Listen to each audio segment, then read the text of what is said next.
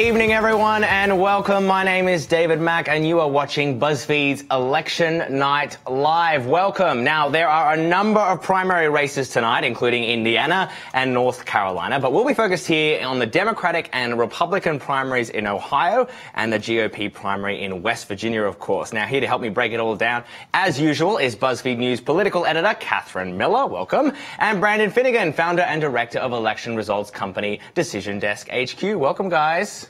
It's good to be back. Get pumped, get pumped. It's exciting. It's democracy. There's already results. I know not the races that you all are covering, but there's already results. We're going to talk about all the races, yes, and we're going to get to the results momentarily. But throughout the course of the evening, we'll also, as I said, to be delivering real-time election results. We'll also be speaking with our reporters out on the field and speaking with you, of course. We're simulcasting on Twitter, Facebook, YouTube, and Twitch. So don't forget to join in the conversation tonight by tweeting at us using the hashtag BFElection or writing your questions in the comment section of whatever platform on which you're watching. Now, we've got about 30 minutes until polls officially close. Brandon, you're pumped. What are you most pumped for tonight? I am most pumped. There's so many races to cover tonight. There's a total of 69 we're watching that are federal and gubernatorial. Don't say it. Okay. Federal and gubernatorial in Indiana, Ohio, North Carolina, and West Virginia. But my favorite race tonight has to be the West Virginia Senate Republican primary. That one is with nobody knows. But why? Yeah, but why? For what reason could that be? We know the obvious reason. It's because everyone likes Evan Jenkins or they like Patrick Morris. But of course. But no, everyone wants to see what happens with Blankenship. Blankenship looked like he was sinking in the polls a couple of weeks ago based on a Fox poll. Now all of a sudden there was all these internals that were released by both of the other campaigns saying, oh no, he's slightly ahead of me.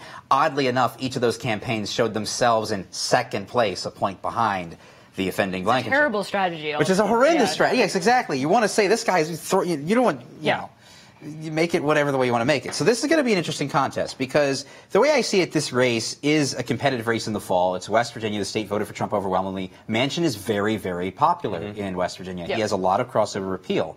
But Republicans have the fact that the state has just lurched to the right going for them here.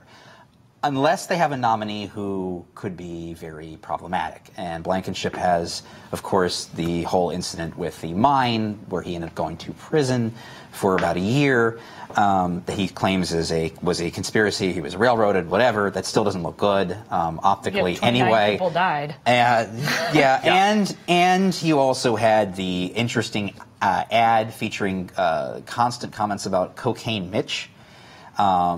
And Mitch McConnell's wife, Elaine Chao, Secretary Chao, her race as well. The Cocaine Mitch and the China People, which sounds like an amazingly weird new wave band from incredibly racist new wave. Yes, racist band, but incredibly racist. New wave band. So that's the one that's most interesting to me because it also could have some repercussions down the ballot in West Virginia. Now, how can we say that? West Virginia 1, West Virginia 2 are not competitive races at all. For those of you at home who are super Democratic and live in either of those districts, I'm sorry, those seats are going to stay red. They're not going to change. The Republican could die. They will elect the dead. It'll be a zombie that'll end up getting in. They're not going anywhere. But in West Virginia 3, it's an open seat because Jenkins ran for to run for Senate. That's a wide open contest there. Republicans just won it with Jenkins. Nick Rahill represented the seat for years. The seat had been loyally Democratic for many decades. But they finally flipped that one. It's the last one to flip. That one's now vulnerable because it's an open seat. It's a wide open field on both the Republican and Democratic camps, although I think there's... and if you have a bad nominee at the top of the ballot... Then that could hurt you down ballot. It's the only seat, really, they could effectively, if it's a disaster with a Blankenship victory tonight and they go into the general election, you could see maybe a little bit of an influence there. And the other big thing, too, is I still don't really think the Senate is in play for Democrats, but... If it somehow becomes like a massive wave year, a nice piece of insurance potentially for Republicans was the idea that they could beat Manchin and pick up a seat. Exactly. That was the big thing for them. And I know we're not covering the race tonight here, but just an update for people who are interested in that. In Indiana, there's also a three-way primary. Talk about it. That was very we're ready. We've got notes. Oh, you got notes? I have a bunch of notes. Oh, you're prepared. So as we said, we have graphics and we have reporters, people in setup in three for the main Ohio Republican and Democratic gubernatorial races, plus obviously the West Virginia as well, but rather Senate. Senate for Ohio. But we are looking. We're also talking about a number of other races tonight. We'll just be talking about them. Kind of rolling through them. There's tons. There's 4 states where there are primaries tonight: Ohio, Indiana, West Virginia, North Carolina. There's House seats and all of those. Some of them have state stuff. Like there's governor's primaries. There's like a lot of races. We have like a few that we have like maps for, and then we have other ones we'll probably be talking like about the Indiana, for instance, the Indiana this Senate amazing race in Indiana, the Senate primary, where we have Mrs. Luke Messer, Todd Rokita, and Mike Braun, the two political lookalikes, and the outsider businessman Mike Braun, who had an amazing ad, which maybe we'll show later tonight, where he was carrying around 2 cardboard cutouts of his opponents, and the joke being, of course, that they actually look exactly the same, and no one can tell them apart. And all he has to do is turn up wearing a collared shirt, and suddenly he's the most interesting man in the race. And good news for Mike Braun, that seems to have, I mean, among other things, that seems to have worked because he's winning, according to Brandon. He's up with like 45%. Oh, yeah. Mr. Braun, do you have those results? Polls closed. Yeah, I do. I have, just to go through with the returns that I have for... I'm sorry, I was looking at Indiana 9 because people are interested in that Democratic primary. But I'm going to start getting really like nuts because there's so many races. Indiana Senate. Jumping onto the Indiana Senate, Mike Braun's lead has shrunk a little bit as both Messer and Rokita's congressional districts have kind of filled in now. Their counties have filled in.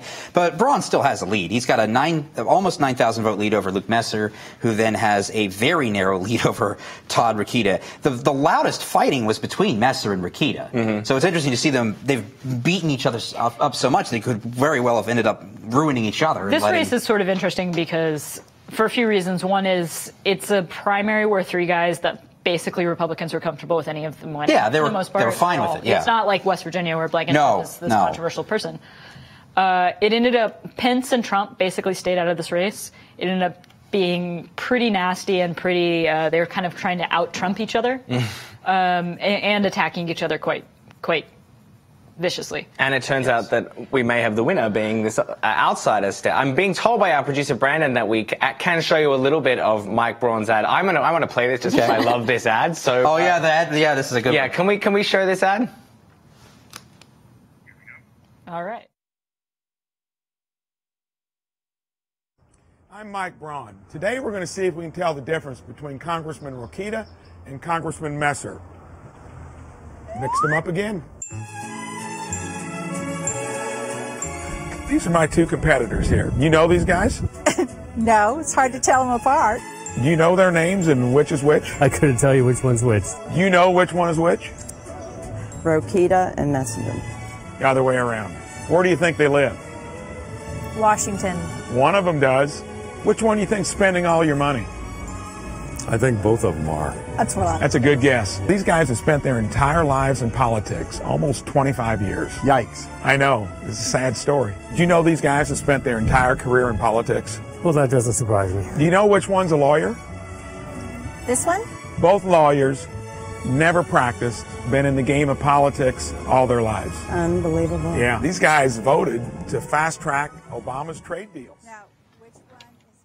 We're not gonna play the full ad because that would be a free ad commercial. Yeah, but he's already won. He already looks like he's pretty good, and it looks like he's already going to win. I just like the visual of him carrying the 2 guys over the crosswalk. That was pretty good. It's also one thing about this race though is these guys attacked each other a fair amount, which is never really what you want to do before. This is much like West Virginia, Indiana. Joe Donnelly, senator there. Trump won Indiana by quite a bit. It's a pretty conservative state. Republicans see that as like a potential pickup opportunity for them, even in a good year for Democrats. Can we talk quickly about the Ohio District 6? Greg Pence. Oh, yes. Yes. It looks like he is. This is Indiana. Yeah, not he's Ohio. in Indiana. Greg Pence, Sorry. Pence's brother. Mike Pence's brother is running in Ohio District 6. It's a kind of a crowded field, but he was going to be the favorite just because his name's Greg Pence. Yeah. He has currently 68% of the vote. That's with about half the counties now starting to report. It looks like he's going to hold on to that, so that race will probably be called very soon in favor of Greg Pence. He looks a lot like Mike Pence. Yes, he looks very slightly similar. different. Kind of in the same Really as good. that ad we just watched. Yeah. Too. White guys looking exactly It's also sort the of same. interesting because Mike Pence, when he left the state of Indiana, was not super popular. Like when he decided to become vice president, it was sort of an out after a few things like kind of A couple of controversial years there, right? With the same-sex, LGBT rights stuff that was going on, refusal of service stuff. Plus abortion, there were a lot of abortion stuff going on there as well. Yes. Yeah. He ended up frustrating a lot of people on both sides.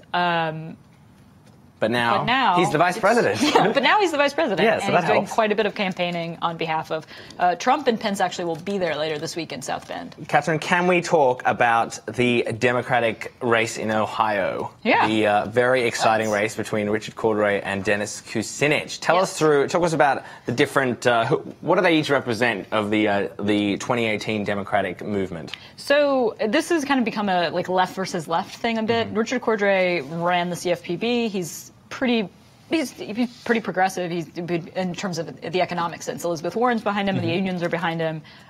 He has a pretty conservative record on guns, which is a little bit heterodox for a Democrat at the moment. He is viewed by a lot of Democrats as a good statewide candidate for them, potentially winning the governorship. He got in fairly late last year. Then Dennis Kucinich got in. Dennis Kucinich obviously ran for president, or maybe you don't know that. I'm not sure. I remember. I can good. remember the whole bunch of Democrats on the When they stage, were all running and one of yeah. them being a lot shorter than the others. He is a small man. He was in Congress. He's 15 years ago was talking about single payer health care and a bunch of other stuff. Definite in long history as a very liberal politician. So I wonder that Elizabeth Warren has made her voice heard in that race, and supporting Richard Cordray, and we know that our Revolution and other groups are linked to Sanders have expressed but not their support, Bernie. but interestingly not Not Bernie. I wonder why you think that is. Why is Bernie sitting this one out? I don't know. I mean, that's it. I got into a debate with somebody recently about whether it, it was is our Revolution a Sanders endorsement, and Sanders has not endorsed. No. And he's been given some opportunity. The New York Times kind of asked him basically, "Are you going to endorse Kucinich?" And he was like, "I've known Kucinich for a long time," which isn't quite endorsing him. It is a bit of a divide about there is also this counter argument. There's a preview of what we will be talking about for the next few years. I do think is the fact that Cordray is seen as electable by a lot of Democrats. There is a counter argument to that coming from further left that is Cordray is boring and you need somebody who's more of a populist, who's more exciting. That was going to be my next question. Is anyone excited for Richard Cordray, or are they just... Elizabeth Warren is. Oh, okay. There's one. She recently... because he headed the agency she helped to establish, correct? Well, there's that. She also, I think, likes him. But a real quote from Elizabeth Warren, let's face it, Rich is not flashy. He's a nerd, just like me. He's quiet, he's unassuming, he's humble, but deep down there is a fighter, and not just any kind of fighter. Rich is the kind of fighter I love. He is a fearless fighter, my kind of man. I'm pretty sure I've said those exact words about you at some point as well, Catherine. It's quite a quote. This is the argument, right? Should you have somebody who's really kind of a populist, who can kind of appeal to, even though he's coming from a pretty left perspective, who can possibly appeal to crossover voters, people who voted for Obama and then voted for Trump. That's actually a going concern in Ohio. Not everywhere is that a... See, interestingly, though, from where I sit, Elizabeth Warren is pretty left-wing, right? And so the idea that her endorsement paints him as kind of a centrist figure. Is this, we're all talking relative? There's also this kind of Kucinich, establishment idea. I mean, you definitely saw this on the right in 2010 and 2012, where you'd have these races where somebody was actually really conservative, or not necessarily super conservative, but pretty conservative, and the idea of being establishment was a problem. And so there's some of that. Is it a change? Is it to establishment? Is it to establishment to have been an Obama administration official? Yeah. And that's, I guess, interestingly, the argument probably that if we go back to West Virginia, Mr. Blankenship is also making, in a very different way, that he is someone who is outside the establishment. And we're going to, well, we may as well. We just saw someone else's ad. Let's go play this really, I don't know, how do I describe this? I mean, it's the ad. Let's take a look.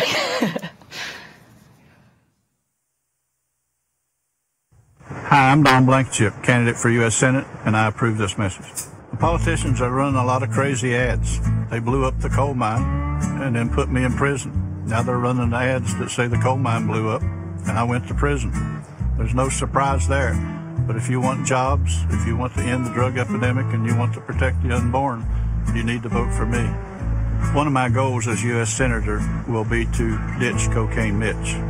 When you vote for me, you're voting for the sake of the kids. Hi, I'm Don Blankenship, candidate for U.S. Senate, and I approve this message. Swamp Captain Mitch McConnell has created millions of jobs for China people. While doing so, Mitch has gotten rich. In fact, his China family has given him tens of millions of dollars. Mitch's swamp people are now running false negative ads against me. They are also childishly calling me despicable and mentally ill. The war to drain the swamp and create jobs for West Virginia people has begun. I will beat Joe Manchin and ditch Cocaine Mitch for the sake of the kids. For the sake of the kids. I mean, I don't know about you guys, but I like my racism delivered with a soothing monotone, with a banjo playing in the background. Actually, the great thing about the banjo in those ads, because there's another one, it's like in a radio ad where it's just also playing, is it sounds like it's going to be like, come on down to, Don Blankenship's, like, Ford, zero APR financing on all 2018 F1. Sounds like a car dealer. Yeah. It sounds like a car dealer in the South. Yeah. Can I ask you, Catherine, just to... what the hell was that?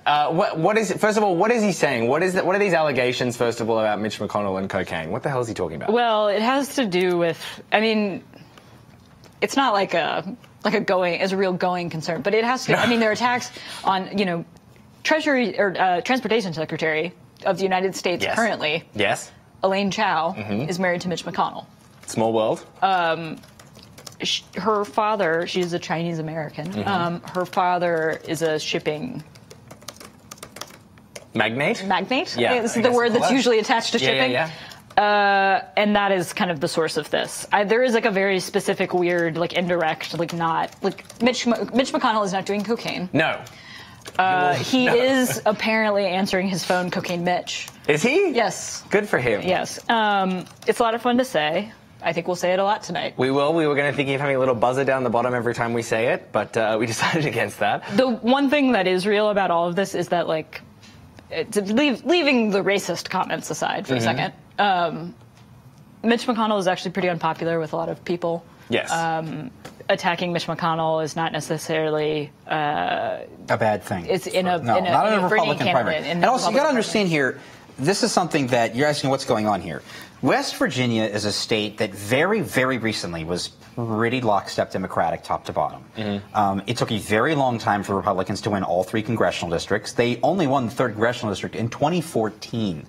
So in this, you have a lot of Democrats who vote Republican for president. They now are starting to vote Republican for Senate and Congress and for governor. It's all trickling down. But the last thing they've done is really changing their registration. They're still Democrats. West Virginia has a primary where you can vote in a Republican primary if you're independent or Republican, but not if you're a Democrat. He is appealing to people that have already been Republicans. So this very hardcore group that were already Republicans, that haven't swung over yet, they're already Republicans. So it's a very small crowd that he's fighting for attention for with Jenkins and Morrissey. Jenkins has the unfortunate, politically it helps him. It would help him in a general election possibly, but he was very recently a Democrat. Right. That gets brought up constantly. So he can push that I'm the real Republican or I'm the real conservative, I'm the most conservative person here. And it's a very small pool of voters. So you just need really, really dedicated voters. Partisans show up to primaries. Super partisans show up for these kinds of primaries, both on the left and the right. And in a state like West Virginia, where there's not a lot of registered Republicans, not nearly as many as there are registered Democrats who would cross over but can't, you're fighting for a very small territory. So you have to basically stake your claim and as loudly as possible, as flamboyantly as possible, and that's how you can possibly win a primary. that's what I perceive to be his strategy here. With this, and cutting aside everything else and making jokes, I think that's kind of what he was doing here with this. Right. To be serious about it, because we have to, get rid of the smiles here and there. But that's what I think was kind of play here. Well, speaking of fine. which, 5 minutes to go until we have Ohio and Well, we're not covering North Carolina, but Ohio. We are talking I'm about a little North Carolina. interested in what happens to Ohio Walter and Jones. North Carolina. I got a couple and of races in North West Carolina that Virginia. I'm following tonight. The 3rd The race we district were just and the talking 9th district as well. We were talking, as we said, you are watching BuzzFeed News Election Night live coverage. We are here to answer your questions. So if you tweet at us using the hashtag BFElection or comment in the comment section if you're watching on Facebook or YouTube or Twitch, or you can just add us directly on Twitter as well, and we're here to answer your questions. So we are following specifically the West Virginia gubernatorial race tonight. We're also going to be checking in pretty closely with the Ohio West Virginia Senate, Ohio gubernatorial. I will get these right at one point tonight, I promise you all. We have reporters in Ohio at the various Kucinich and Cordray election parties tonight as well, so we'll be crossing over there. But apart from West Virginia, we were just saying there's Indiana as well, obviously. Yes. We were checking in there A lot of before. results are in Indiana. And North Carolina as well tonight. Yeah. And at one point, our boss, BuzzFeed News' Ben Smith, will be swinging by as well to offer his expert opinion at one point during the show as well. But yes, 5 minutes to go. And we've already seen some small race. Well, not small. Nothing's a small race. No, really. the Indiana Senate primary is like a big deal. Yeah, what did that number change, Brandon, at all? We were talking about Mr. Braun before. He's still doing well with still doing 14% of precincts reporting, but a good number of votes, 100,000 votes already counted. He's got 43%. He has 43%, so he's up by 15, and it's still a tight fight for second place, but It doesn't matter. So it's looking really good for Braun. I'm waiting on a couple more counties, and when they come in, if it's the same scenario, he's won it. Mm-hmm. As for other races that some people were kind of interested in the 2nd District in Ohio, Mel Hall is leading with about a third of the vote in, a very crowded field on the Democratic side for the 2nd District. Which second? The 2nd District is Walorski's district. And it's a pretty crowded group. There's really about 3 serious candidates there. 3 more also ran in that race, and Hall has about 43% of the vote. That's in the 2nd District. The other one that people were watching, some people were watching, was Indiana 9, the Democratic District in Indiana 9. In that one, we have called that race already for Liz Watson. She will be facing off against Republican incumbent Trey Hollingsworth in the fall. Other races, there's not really any super competitive ones. Oh, of course, our friend Greg Pence, who is leading in pretty much every county that's reported so far. We're pretty much going to call that very, very soon, we think, for Mr. Pence. He has a 67% share of the vote in that primary, 5-way primary. The next closest person is Jonathan Lamb, who's getting absolutely crushed. He has a 45-point lead over Lamb.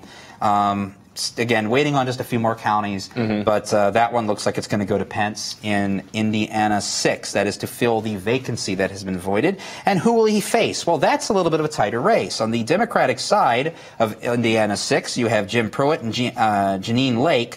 They are 1 and 2, and they're kind of about 100 points apart from each other right now. Pruitt has about a 4% lead with about 29 precincts declared in that contest. So just running down some of the various races that are happening in Indiana, we're coming up on poll close in Ohio, North Carolina, and West Virginia, the race we were just talking about. The second time in like 5 minutes.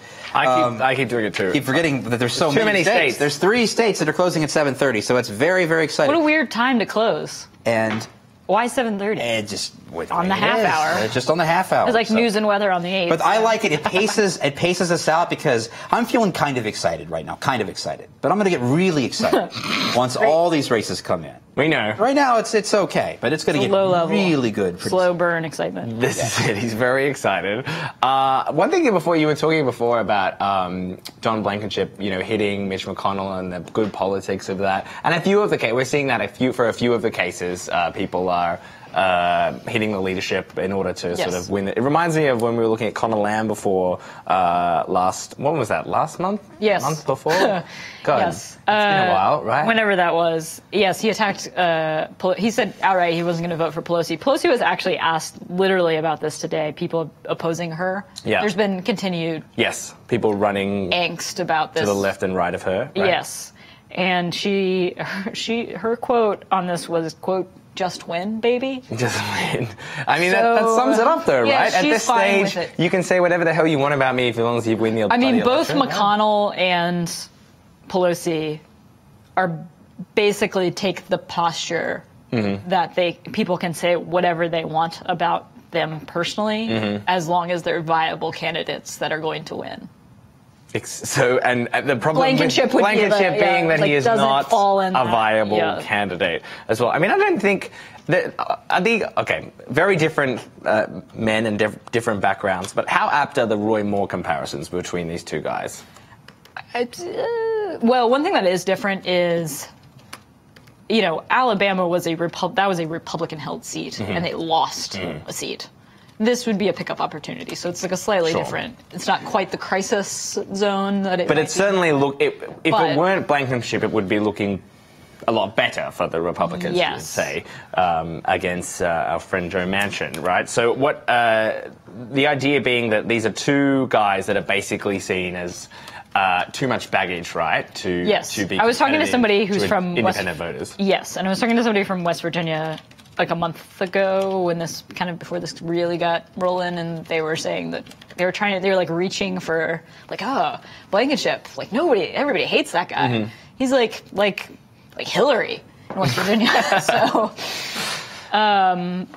So if that helps you understand, apparently very disliked by a lot of people. It's quite stunning. He's kind of he's known nationally, but he's also infamous in West Virginia for this horrible Upper Big Branch mine disaster. 29 people killed. He served a year in jail for violating mine safety standards. Of course, he said it's all a setup as a result of the Obama administration, and now he's campaigning as a political victim. But we're seeing this remarkable situation where some of the families of the victims are turning up at his rallies and trying to speak to the people that are supporting him as well. And the idea being, if he wins this race tonight, that's only going to get worse. And this is going to be something that potentially drags down other tickets, right? Nationally as well. They have to weigh in on this guy. Oh, yeah. That is definitely what happened with Roy Moore. And that was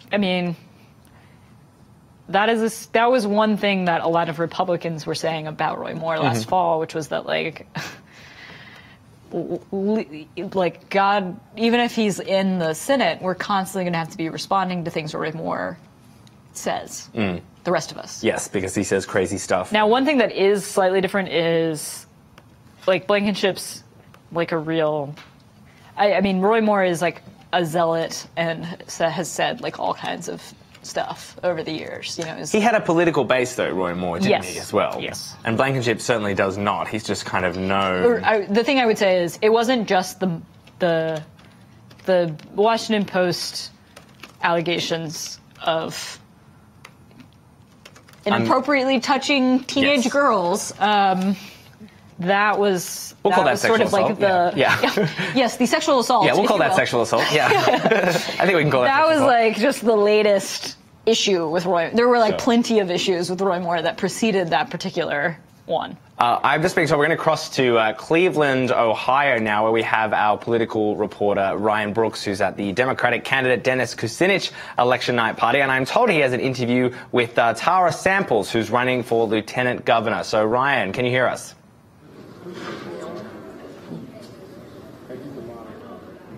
Yeah, I can. All right. Hi, guys. I'm Ryan Brooks. I'm here in Cleveland at the Kucinich campaign. Watch party with Tara Samples here. She's Kucinich's lieutenant governor candidate, running mate. I would love to talk to her a little bit about some of the policies that you guys have coming up. So tell me a little bit about your criminal justice platform. So if you've read through our criminal justice reform platform, it's very aggressive and extensive. There's no other candidate who has reached into the criminal justice policies like Dennis and I have.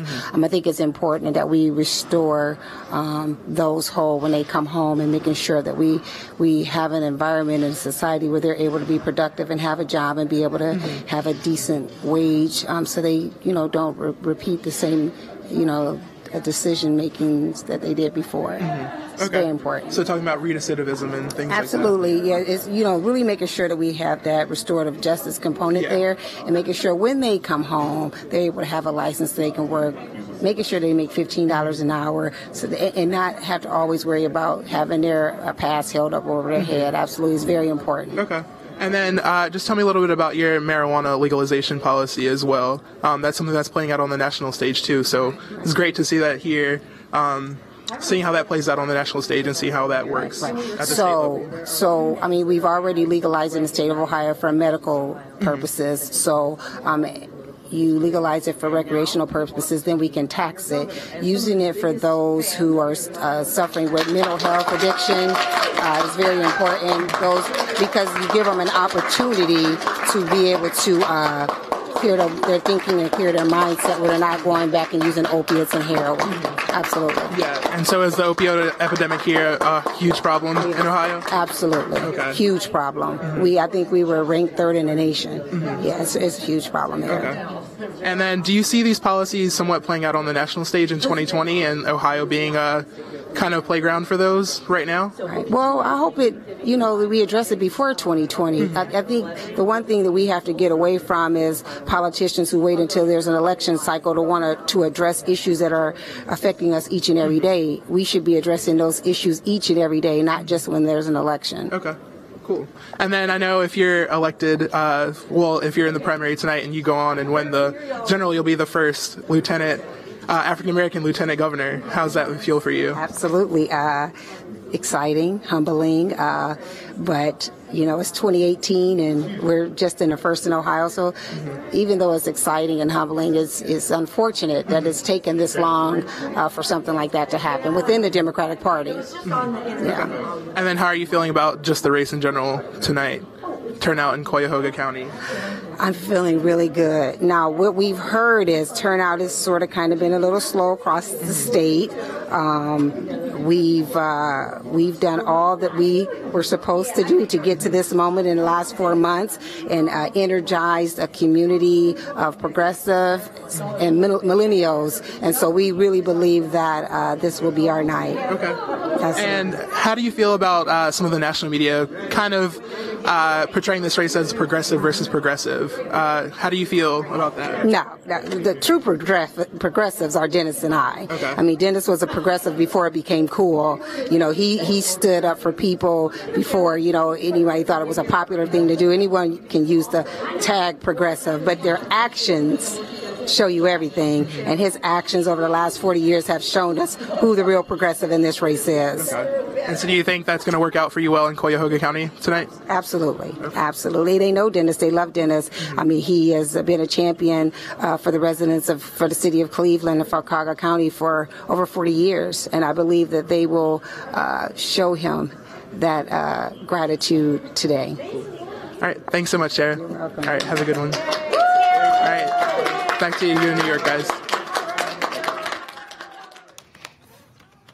Thank you, Ryan. Ryan there in Cleveland talking to Tyrell Samples, the Lieutenant Governor running mate for Dennis Kucinich. If you're watching tonight, we want to remind you to please tweet us using the hashtag BFElection. You can also leave questions or comments in whatever comment section of platform you're watching tonight, YouTube, Facebook, Twitch, whatever.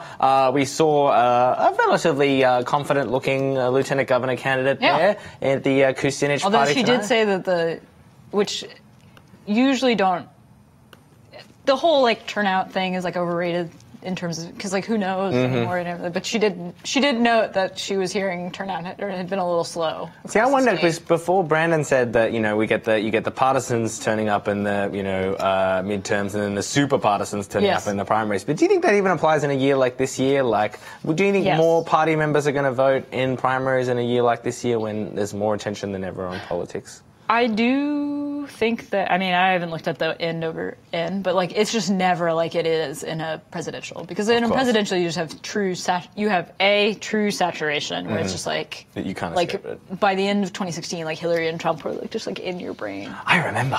Yes. A, that. Yes, we do. B, you also just have an enormous apparatus that like, you know, cost, like presidential races always cost, where they're always like, oh, it cost $1.5 billion to do this. All right, we have results if you would like for Ohio, everybody. Sorry for interrupting, but Ohio results. We can cut to that. We'll do the Ohio Democratic race first, then we'll go ahead and cut over to Ohio Republican. All right. And we got maps. Let me walk over here. Yes. Take the map. Let's go. Let's go around. Let's go wheeling around Ohio. Okay. So in Lorain County, Cordray way up. 69% of the vote there. Do not say anything. Belmont County, 60% also for Cordray. Seattle County, 65%. Franklin County, 76%. Warren, 68%. A pretty dominant performance from Cordray so far. And this is the early vote so far for Ohio. Your guy Miles Coleman, is that right? Also, so everyone can understand this, the way the state of Ohio will report its returns, they will report early votes first. As a result, these are votes that are cast either by mail-in or at early voting centers. There is no precinct to associate with them.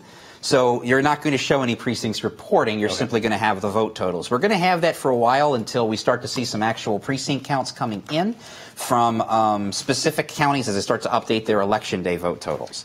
But this is a good chunk of the vote already kind of starting to roll in. So your guy, Miles Coleman, who works with Decision Desk HQ, he makes these beautiful maps. Yes. He made one the other night that was sort of recreating the 2016 Hillary Bernie deal. Toss it in the host I'll drop that in the host We're going to send that to our producer so we can actually bring up what we're talking about. Here in a minute. And in a second, we can bring that up. But one thing, it's a very Christmassy looking map, but it shows basically how Bernie and Hillary performed there, and kind of there's a similar dynamic possibly playing out here, though obviously a little bit different because these are known. Cordray was a statewide elected official. Kucinich, before he was the head of the CFPB, and Kucinich, longtime known personality there too. But in 2016, Clinton won. Like urban centers. Sanders won in college towns and some rural areas. It'll be kind of interesting to look at the map tonight and see what that looks like compared, especially because Kucinich was very sort of infamously the mayor of Cleveland in the 70s. That is when Cleveland defaulted, which was the first city at the time to default since the Great Depression. Good times? Yeah, it was not. I have been informed by somebody who's from the Cleveland area that is not a fondly remembered period. Here's that tweet we were talking about before. See, it looks very Christmassy, but it kind of gives you a... Red there is Hillary Clinton, and green is Bernie Sanders. We have our initial results for West Virginia. Hold on. For 1 minute, let me just say this one thing, which is I was looking at the map that you had shown on Ohio, and some of the areas that have come out pretty good for Cordray early on are actually pretty similar, lining up with where Hillary, who's in red, and this map did well. And we're going to see if tonight's race follows the same kind of map. Keeping that, we might cross back to that tweet 1 or 2 points. Now, Brandon, you were getting excited. Why are you excited? What's going on? I'm excited because we have numbers for West Virginia. One county so far, just one county. Of course, the county closest to D.C., of course, which is Jefferson County. We'll go ahead and come on over here. I'm going to keep doing that all throughout the night and annoy everybody. Jefferson County, 70% of the vote for Patrick Morrissey. Second place, Evan Jenkins tied with Don Blankenship. It's where on Charlestown is. This is just the early vote out of Jefferson County, but those numbers have just dropped in, and those numbers are coming in from a reporter we have on the field. If you live in. By the way, somebody just said, tell Catherine shout out from a fellow Vanderbilt Torch alum. I don't know what that means. It's the conservative newspaper at Vanderbilt University. Well, yeah. You apparently Mike Warren at the Weekly Standard also. You apparently got a shout out from one of the reporters working. Charlestown is in Jefferson County, and it is, if you are from the D.C. area, there are races and slots at Charlestown, and there is a very catchy radio jingle about how the... Please sing it. No, I don't. I'm kidding. My brother, yes. My brother would sing it for you. Okay, Yeah. well, we might call him later in the show. We will be crossing to our reporters in Ohio tonight a couple of times. We already checked in with Ryan Brooks there. We also have the inimitable Henry Gomez. Knows everything about Ohio. Ohio veteran. He knows everything there is to know. So we'll be going to him tonight as well. He's in... Where's Henry? He is in Columbus. At the Cordray party. He Columbus. has some fun facts about where he is tonight, too, when we speak to him. Good. Yeah. Okay, it's everywhere. It's consistent. I'm sorry to interrupt. Okay. It's everywhere consistent. As far as we are concerned, this looks over in the state of Indiana. Braun is going to looks like he's going to be the primary winner in Indiana. He has 70,000 votes over 22,000 over Messer, who's just barely over Rokita. Messer and Rokita both are being represented now by their counties in their respective congressional districts. They're coming in, and no one's edging ahead. They've been pretty much neck and neck the entire time. Braun has had a consistent lead. In fact, it's actually grown now. It went from about 40% back up to about 42%. It keeps growing. Braun will be the primary winner in Indiana Senate. What do you think? Do you have an opinion on what that means for the fall? I really don't think there was that much of a difference between the three, but insane. he's probably the cleanest out of the three because he didn't have so much of the bile that was thrown back and forth between Messer and Rokita. So we'll see how that goes in the general election. He will be facing off against incumbent Democratic U.S. Senator Joe Donnelly. Yeah, so this was Mike Braun, whose ad we saw before, carrying the two cardboard cutouts of his opponents, which... I also like that race because it, to me, sounds like a hockey team. Luke Messer, Todd Rokita, and Mike Braun. Mike Braun in the goalie position. Well, he's won. Congratulations to Mr. Braun. He will be going up against, as we just said, Democratic Senator Joe Donnelly. This is, again, one of these states where the Republicans are kind of have their eyes on, right, in order to keep control of things, right? Yes. And it's a bad map for Democrats. They would need to hold on to about 5 seats that are tough for them. Yes. They're in red states that are pretty conservative that definitely are friendly terrain for Trump. And to take back the Senate, also pick up 3. So it's a pretty heavy lift. Indiana and West Virginia, along with Heidi Heitkamp. Those are probably the 3 that are most likely to flip to Republican, which obviously would help Republicans keep the Senate. he's going after Tester as well. The president is, right? Yes. Using that as an example as well. Yeah. Following the Ronnie Jackson stuff as well. So that's something they're also watching as well.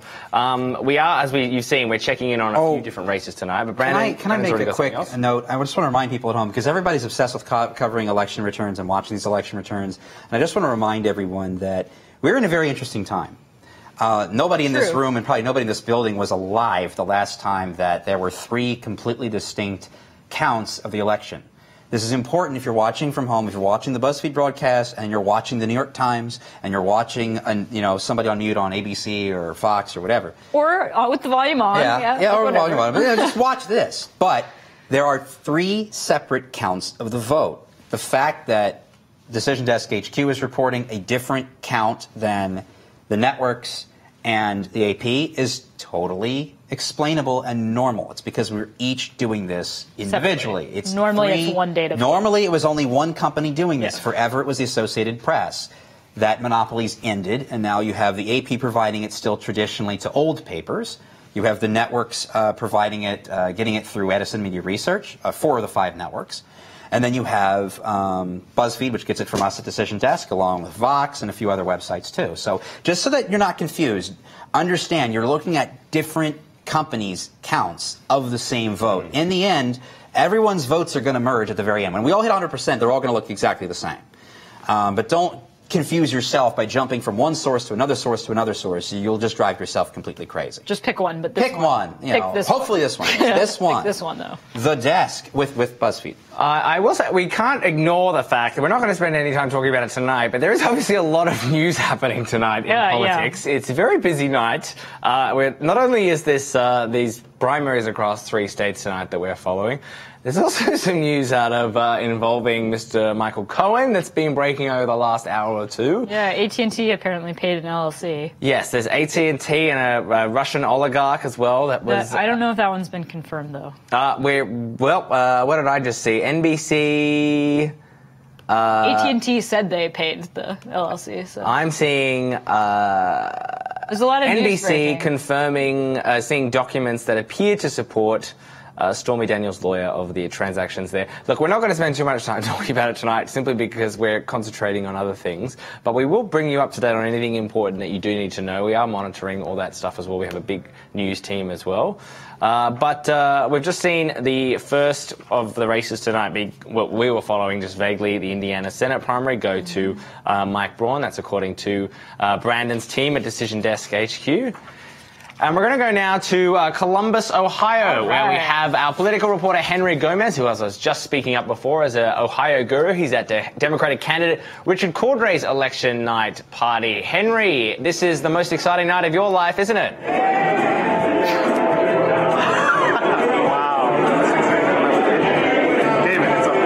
Can you hear us, Henry? I can hear you. You cannot hear me. We're having trouble hearing you. We're having a little trouble hearing you, Henry. Can you speak? Can you scream? I can, but they don't really want me to do that here. Anyway, we're at the Renaissance Hotel in downtown Columbus. Yep. Fun fact about it. We're going to come back to us, I think. We can't hear a single word that you're saying. You're coming. I think we're coming back to us, I'm being told. Or we're staying on Henry. Nope. We're back to us. Sorry, there's a bit of sound problems there. Obviously, a very noisy ballroom there. Which is unfortunate, because Henry really does know a lot about Ohio. We will find a way to speak to We will Henry. get messages. We will find a way to speak to Henry. It sounds like he's in a very noisy party there and also having some mic issues as well. Okay, cool. We're going to just quickly cut to a short commercial break while we try and fix those commercial issues. And when you come back, our boss Ben Smith will be here to bring his knowledge to the table.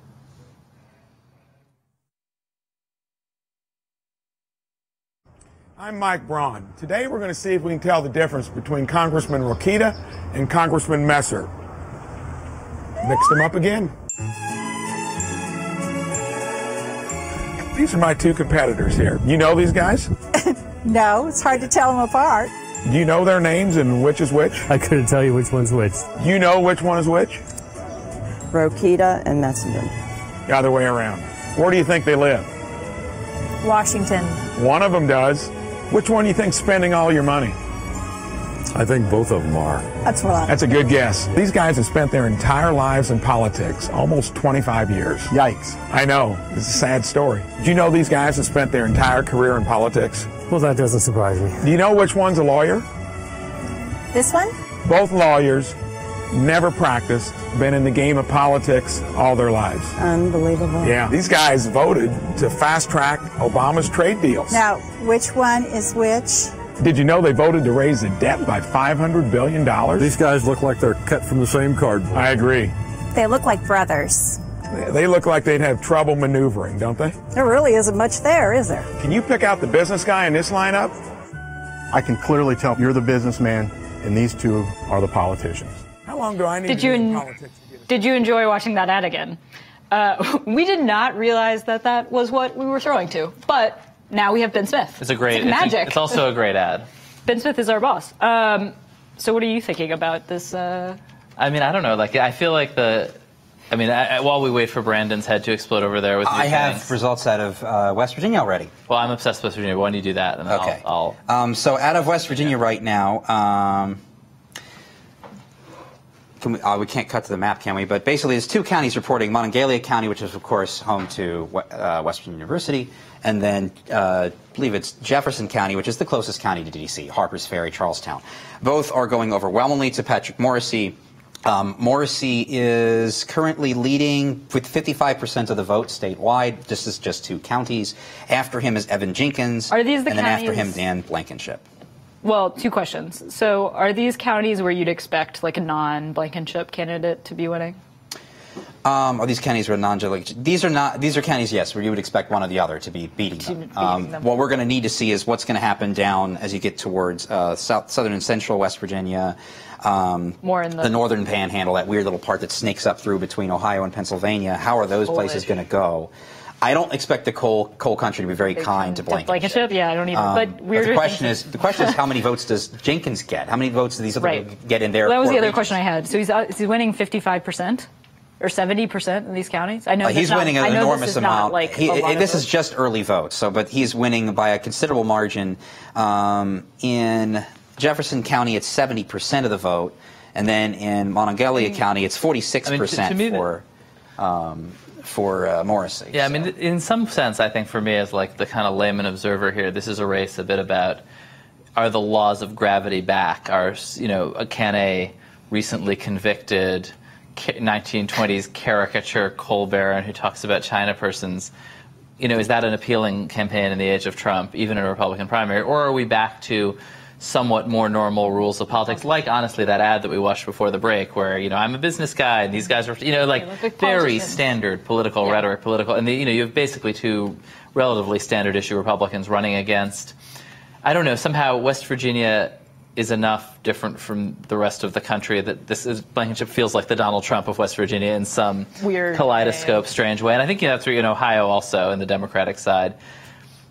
Is this the kind of year when Dennis Kucinich wins the nomination, or are we going back to and then the primaries over the last year have mostly been standard issue politicians winning primaries. Yeah, we're like Ralph Northam is like the candidate who becomes the governor of Virginia because he is the lieutenant governor. Boring stuff. Jim Renacci is Jim Renacci is who is favored to win, is doing just that so far with the early vote that's in. That's good news for Donald Trump because he actually recorded an ad for him. And that was usually you don't record an ad for a candidate who is performing really well.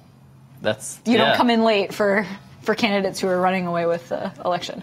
The thing, though, about the Blankenship thing, and this will be the thing to watch as the night progresses, is you get into these races where you have these very divided fields. That happened in 2016 on the Republican end. It happened in 2012 in certain ways. It may happen in 2020 on the Democratic end where you have 12 people running or something like that.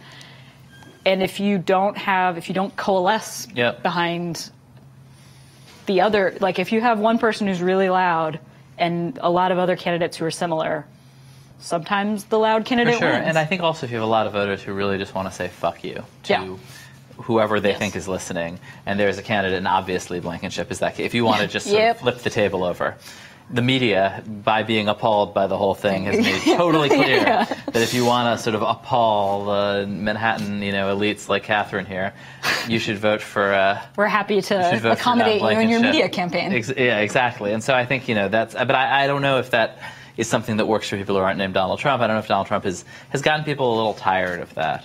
I just also wanted to say I've been watching the broadcast, in the other room, and it is so fun to have Brandon on here, and because you watch the other broadcasts and you see people who know as little as I do, basically, with things in their ear, sort of saying, well, bloody Mingo County, and the thing in their ear is Brandon, basically, or some lesser version of Brandon. Yeah, you've lost removed, his edge through the years. And here it's we got him right for you here. So enjoy. That's what I got.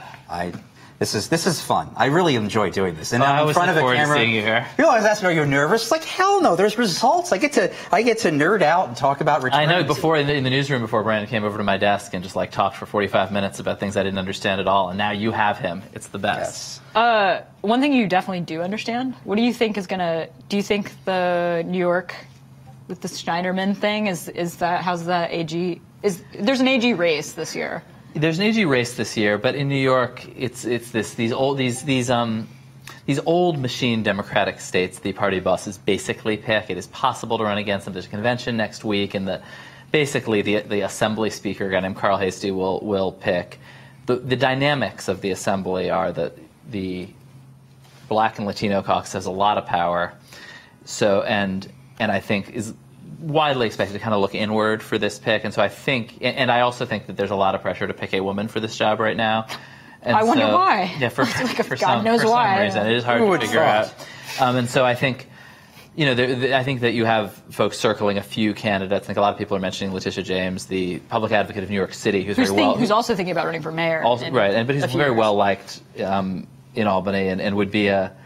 I think their impulse is always to pick some obscure assembly member from Buffalo with no qualifications. That's the core reflex of the assembly, but I think there's enough scrutiny on them. They want to pick somebody high profile and ready for the spotlight, and Tish James would be that. Mm-hmm. So I think that she's the person people are kind of talking about. But honestly, it's up to obscure legislative leaders who you've never heard of and who and don't care what you think. Which is so funny because so they may owe a favor to somebody in Syracuse, and that could go that way. It's just funny because it's like Schneiderman was this very public yes. figure that I wouldn't, like, I'm sure if I like called up like a random friend and was like, who's Eric Schneiderman? They wouldn't necessarily know who that is, but like, you know, with the Trump investigations and all that kind of stuff, it was like a very prominent he'd become person. a national figure, and this job is a job that is in some sense like the Robert Mueller backstop, so it's a real job.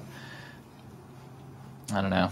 New results, Brandon? What you got? Oh, new. Just waiting on more contests. Just like literally like apparently everyone's playing music. Everyone is skiing. playing musical chairs down in Charleston, West Virginia. There's only enough tables for.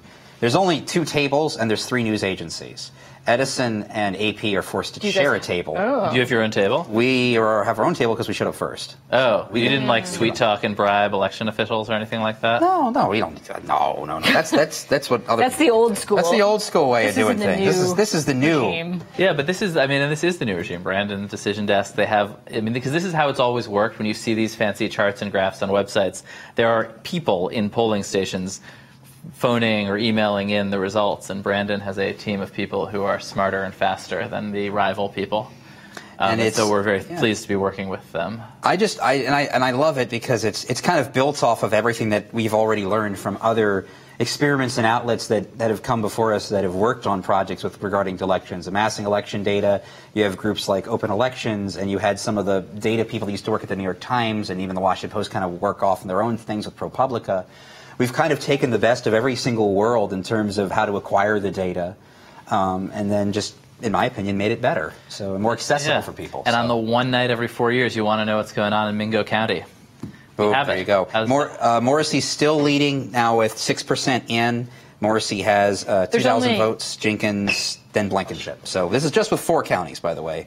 Monongalia, Wood County. There's only, to be clear, there's 4,900 votes. Yeah, it's not a lot of votes. How many votes do you think total tonight, by the way? I don't think it's going to be that many.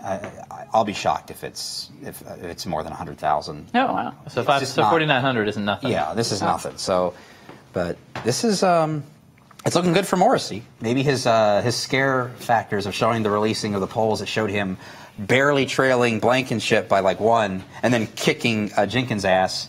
I always thought that was sad because both of them released internal polls to show they're the guy that was just behind, but Jenkins was nice and showed Morrissey like just behind him. I mean, the classic image of this whole thing is Trump sitting between Jenkins and, did you see this? Jenkins, like last month, they sent him, this was when he ripped up the tax reform talking points and like threw them over his shoulder. He had Jenkins and Morrissey on either side of him. Infrastructure Week. It was like ongoing. He was supposed to talk about tax reform. Obviously, he didn't. I think this was the day when he was like, Mexico, like on the old Mexico rapist riff again. Playing the hits, had the 2 of them on either side, and at one point was like, all right, who wants Jenkins? Who wants Morrissey? Like, clap.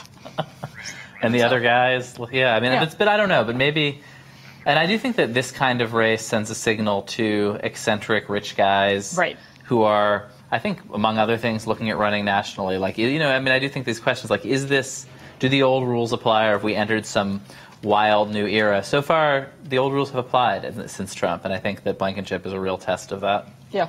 Well, thank you for coming on here. Are you throwing me off? I am. You're going to get that foreigner back on? I'm going to get... All right. Is that how it works around here? That's not how we speak of them. We are talking... We are actually going to Ryan Brooks in Cleveland, where he is at the Kucinich watch party. Great American.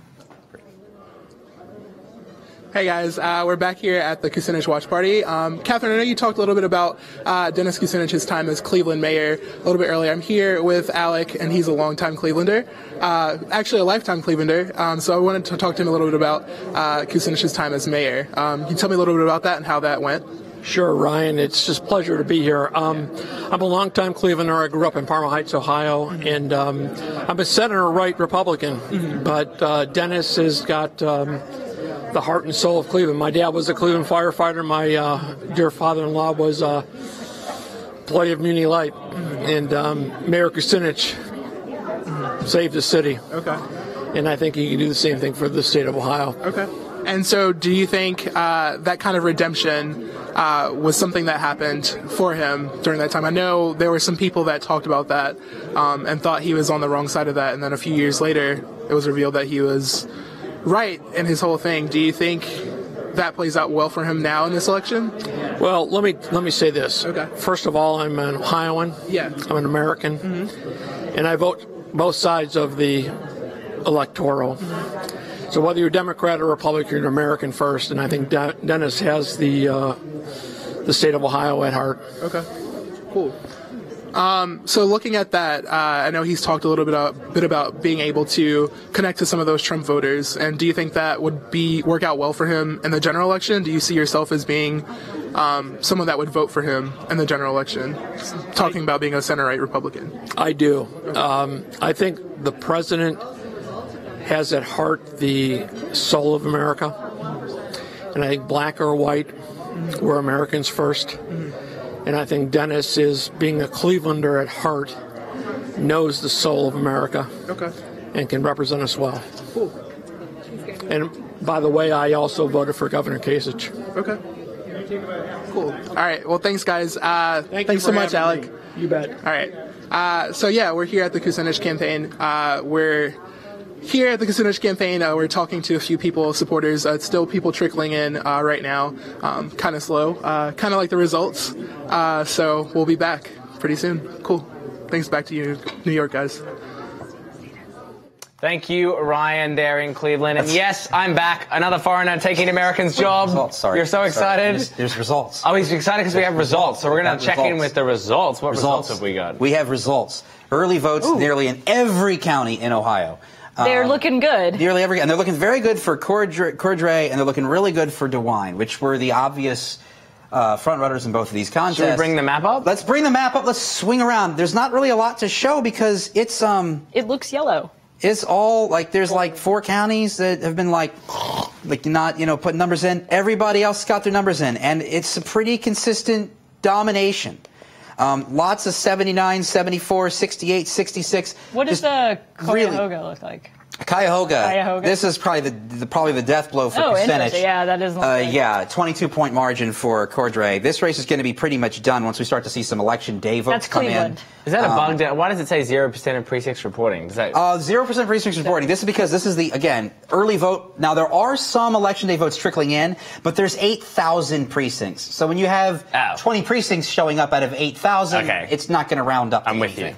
So we should start to see that number start to kick on up in a little bit. When those turn a different color, that doesn't mean it's definitively gone to that Cordray yet. That's just they're working through that, right? We're counting through. And let's go through. Can we bring up the Republican lead? This is the same thing. It's not quite as dominant, but DeWine, massive lead over Mary Taylor. The only counties Taylor picked seems to have led in the early vote was Erie County and Clermont County, but everything else is just huge for DeWine. We're going to see some election day vote come in, and frankly, guys, and gals, these races look pretty much over. Both of them do. We're just waiting on some more election day votes before we go ahead and call it, because it's kind of like that the Simpsons reference when the guy dressed up like the Hamburglar character and Homer was beating him nearly to death. And the kids were like, stop, he's already dead. Yeah, they're both already done. Let's go ahead and can we check over one more time to West Virginia, because we do have results in West Virginia, and I wanted to kind of go through those if that's possible. Absolutely. We don't have a lot of counties in, but we have an initial pile, and it's starting to get more regionally spread out. So we'd already talked when Ben was here. We talked about how Monongalia County, which is WVU, and Jefferson County have gone pretty solidly to Morrissey, but Wood County, another big-ish county in West Virginia, much more narrowly, and it's Morrissey over Blankenship, and barely over Blankenship. This is with just the initial vote results. With Raleigh County, you have Evan Jenkins leading Blankenship and Morrissey. So Blankenship is in 3rd place in Raleigh, 3rd place in Monongalia, 3rd place in Jefferson, but is kind of behind just in second spots in some of these other counties as we see them come in. So far, still pretty good dominance for Mr. Morrissey, but that could change as more returns come in. He is a statewide official. I guess that maybe is playing. That does help him. Just the state AG there Yes. in West Virginia. Just a reminder, you can ask us questions tonight using the hashtag BFElection. You can also comment in whatever platform you're watching on tonight. And we're going to come to one of those questions now. We have a question from MattRush182 on Twitter that I'm going to bring up. And this one specifically for Catherine, the expert here. Which of these main races are open primaries, and how much of an impact does it have on the results when compared to closed primaries? And he makes the point that he's a British viewer there, so sorry if this is common knowledge. Matt, it is not common knowledge. Friendly neighborhood cynic. Friendly neighborhood cynicism. Yes, he is not. That's not common knowledge. Catherine, I won't grill you on exactly all the specifics, but are the main ones that we were talking about, these are open primaries with the exception of West Virginia. And here's what I would generally say on this topic is open primaries, there's usually when this comes up in the news, people talk about, well, you know, will there be crossover voters and that kind of stuff, like purposeful, trickster crossover voters. I don't really think that's a thing because that's a lot of effort. But it is a big thing for, places where there's a lot of party switchover. Parts of Ohio, you definitely saw people were Obama voters, they became Trump voters. Right. That's kind of relevant there. For these, one of the things that Brandon was explaining just a little while ago is West Virginia is closed, and that's very relevant for this Republican primary. It's a state where a lot of people, until very recently, were Democrats. Most of them a lot of people have not changed their party registration. So the pool of people who are voting in this primary is even smaller than it would be. It's pretty small. Right. And so you're not necessarily, this may not even really be a representative slice of what Republicans in the state want. You said West Virginia is closed, but can you be independent and vote? Were we saying that before? And vote in West Virginia? Is that right, Brandon? You can be an independent. Yes, you can, but you can't be a Democrat. You can't be a Democrat. A lot of people are registered Democrats. Right. I'm interested as well. I was talking to someone. You said you don't think it happens that people go in there and intentionally vote for the crazy candidate in order for them to win. Yeah, I'm sure it happens in isolation, but I don't think it. Yeah, I was talking to someone with West Virginia roots today, and they said that their parents. I was too. Their parents. I think we were talking to the same person. I believe we were. One of their parents was going to go and cast a vote for Mr. Blankenship in order to try to. The playing with fire. Yeah, the playing with fire approach. Here in New York, it's really restrictive, by the way, right. And the Cynthia Nixon, Andrew Cuomo race is in September. If you haven't changed party registration to vote, you can't. Right. It's in September. It's May. So, it's very restrictive here. I think you had to do it, in October of last year. I should say, get excited, because we doing that one, yeah. We are covering the Nixon Cuomo primary, and I'm very excited, because it's all going to be Sex and the City themed. We're going to have Cosmos at the desk.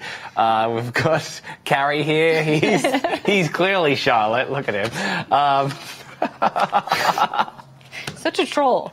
Sorry, but that's somebody asked. We're going to have fun. Via Twitter, by the way, somebody asked, Will Alexander asks, how are the North Carolina races looking, specifically Pittenger? Oh, we were going to... Oh, yes. Let's cut on over to North Carolina, shall we? I will click on over and see what we're at in North Carolina 9 on the Republican side. Right now, Harris is still maintaining a lead over Pittenger.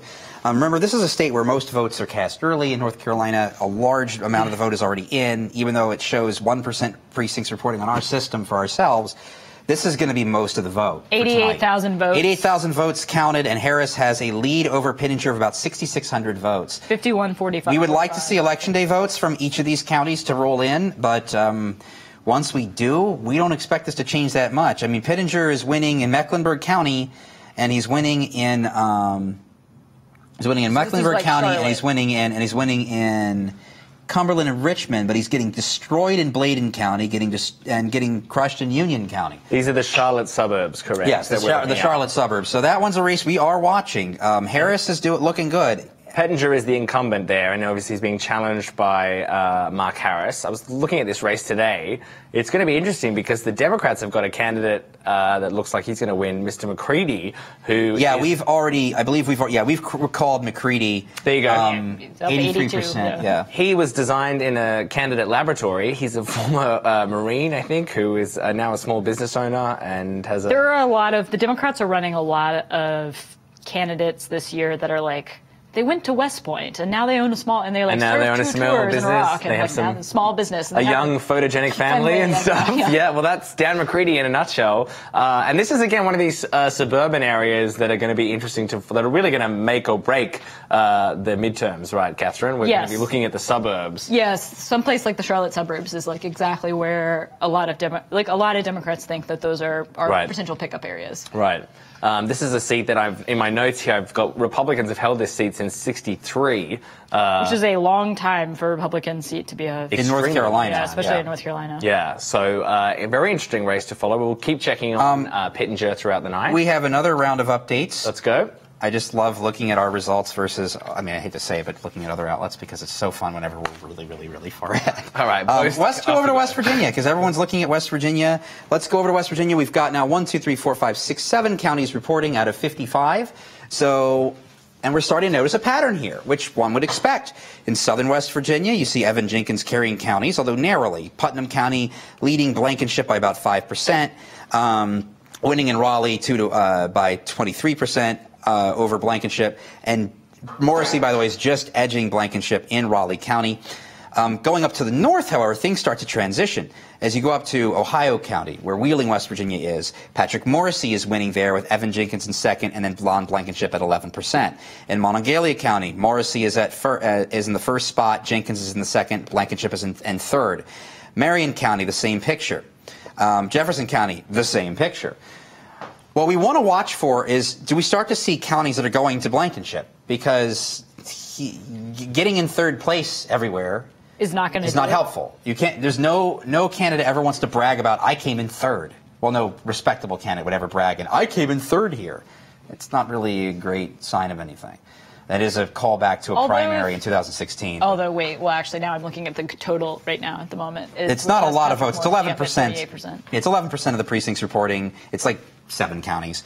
But is it possible that, Jenkins, I guess that it probably becomes Jenkins versus Morrissey, but, is it possible that if Jenkins wins those southern counties and Morrissey wins those northern counties, that's what I'm expecting. Some middle space for it could, except look at some of the counties in the middle space. Once you kind of start moving north, it's like Kanawha County started moving north. That's Charleston. That's not going to go. You have a lot of the coal country counties down through here. They're probably not going to go for Blankenship. So maybe he wins kind of these, these counties that are out of the spheres of influence of the major cities. And we just had another update came in. Jackson County. That one's a tight one. Blankenship and Jenkins tied for that county, with Morrissey in a third place position there, but a very small county. If I remember correctly, that county is now fully reported, but I want to see how many votes are actually in it. And I don't think it's that many. I think Morrissey County is a little bit on the small side here. Morrissey, let's see here.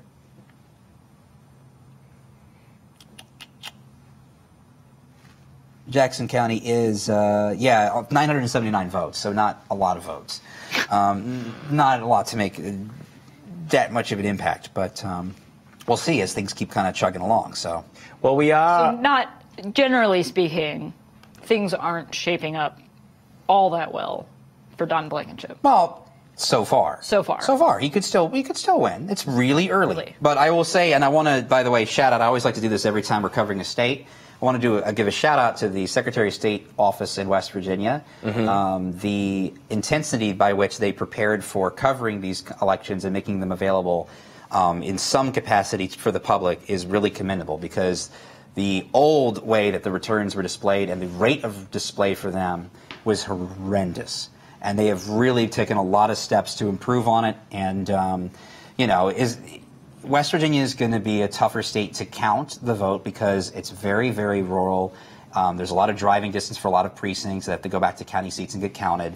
So it's always going to kind of take a little while, but it is dramatically faster now than it was in previous elections that I have covered there. So kudos to you all working there. It's good work. You've been doing a really great job there. Yes, we love our local election officials. Thank you. Always shouting out to the clerk. Feeding us the data. Around in West Virginia. Amen. But I will say we are open to your questions and comments tonight. You can tweet us using the hashtag BFElection or comment on whatever platform you're watching tonight. Of course, we're on Facebook, we're on YouTube, we're on Twitch, and we are on Twitter, streaming through Periscope. I wanted to bring up a question that people have left in our YouTube comments. This one's from Richard Hagel. Why don't most incumbent Democrats not endorse in primaries? Unless you know the candidate personally, it's best not to endorse because you're only alienating some of your own people. Catherine, have you seen incumbent Dems? Yeah, I'm kind of curious if we mean incumbent Dems or like national Dems, because there has been good point.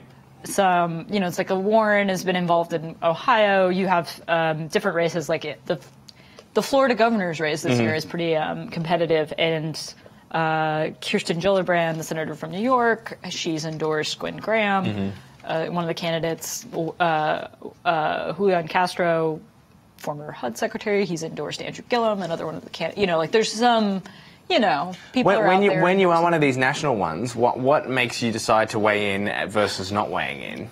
Oftentimes, it is something you do if you're thinking about running for president. Oh. Yeah. Because then you can go down to Florida or go to Ohio and do a campaign stop and get the people rolling. Ryan Brooks, who's been on our broadcast here tonight, he actually covered when Elizabeth Warren campaigned for Richard Cordray in Ohio. Near the Ohio State campus, or they did a couple events, I think, that day. He found a lot of the younger people who were there really came out to see Warren. Right. But it's useful in that kind of situation. You have there's always a question of how useful this really is, but the idea is, you raise interest to level, and this is why people want Trump to campaign for somebody. Right. Or not campaign for somebody. We have another question here from Jorge McDonald that was left in our YouTube comments. And Brandon, this one's to you. We're going to talk about the Democratic Senate primary. Is there any chance the Bernie wing candidate could take it away from Manchin? The Bernie wing candidate. We've already, just so everybody knows, we've already called that race for Joe Manchin. There you go. Manchin's not losing that. What is the... He's crushing there. This was Paula Jean Swearingen. I'm looking at my notes here. And you can always protest. Remember what I said about Republican voters that are registered Republicans. There's also voters that vote Republican but are Democrats. Right. And they always like to play around in the Democratic primary. It's not necessarily that they're deliberately screwing with anything. They're not going to change the outcome of it, but they just like to throw in their protest votes since they're still registered as a Democrat. Swearingen has 31% of the vote. Manchin has just under 69% of the vote. That's with 19% of precincts reporting. That is not going to change. Manchin has won the primary easily and will be facing off whoever is going to win the Republican primary in West Virginia. One of the things that Democrats feel good about in general is that they have avoided – there was this concern that people like Manchin and Donnelly and Heitkamp and Claire McCaskill would be primaried from the left. That hasn't happened. Or it hasn't happened in such a fashion that they're seriously challenged and threatened, and that's been a big victory for them. The one exception is Dianne Feinstein, who's running for re-election in California. She has a challenger, but that's a little bit of a different situation because that's basically a general election contest. Can we talk about Joe Manchin? Let's try to put him in perspective, kind of both nationally and then at the state level there as well. He is one of these blue dog Democrats who's increasingly drifting further. He's more as his politics in his home state demands him to the right, correct? But he's still a blue vote in the list of blue votes, correct? At the end, for the most part. And Democrats would much rather, have someone there, correct, rather than the alternative. So he's not popular. It's fair to say in a place like California, he's seen as someone who is. That's why he's too conservative. Too conservative, and he's had this challenger from the left tonight. But in his own state, which, as we've heard tonight, is drifting further to the right for a number of reasons. Does he stand a chance in November? Yeah, probably. I mean, this is... Some people have kind of mixed opinions about how competitive that race is for him. He's quite sensitive and attuned to what people want there. He's pretty popular. He's very well known. This kind of gets into, there's some of these candidates that are more likely to Like Claire McCaskill is very endangered in Missouri. It's possible she could win, though. Like, she's a pretty good politician. Joe Manchin's a really good politician. Shirley Love is, by the way, just narrowly leading Richard Ojeda in West Virginia 3, the Democratic primary that was considered competitive. But that's with only one county. That's Raleigh. I'm not too familiar on that one. Yeah. That's the open seat that was vacated by Jenkins. But so, Ojeda is considered the stronger candidate for this race. So we'll see how he keeps going as more of the returns come in. Jumping back over to the U.S. Senate, we're at 18% reporting already from West Virginia. That's fantastic. Again, great job, guys, in West Virginia at the Secretary of State's office. Patrick Morrissey is maintaining his lead. He has a 15% lead over Jenkins, and he has a 20-point lead over Don Blankenship. We can go ahead and kick back over to the map for West Virginia and take a look around the state if we'd like. Yeah, let's have a look. Let's take a look. I can't help but look at what there's. We're up in your Okay, there we go. So, wandering over to our map here, talked earlier. Wheeling is in. Has started to report about over half of it's in. Morrissey's winning there. Marion County all in. Morrissey won it. Monongalia County and he won it. Morrissey winning in Barber County, winning in Jefferson County. And then you go south, you start to see your Jenkins counties again. You've got him winning in Raleigh. You got him winning in Putnam County, winning. He carried the county already.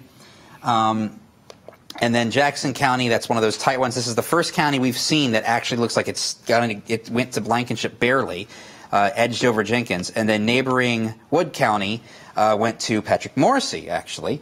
So, yeah, we're at 1, 2, 3, 4, 5, 6, 7, 8 now. 8 counties now. It's kind of starting to...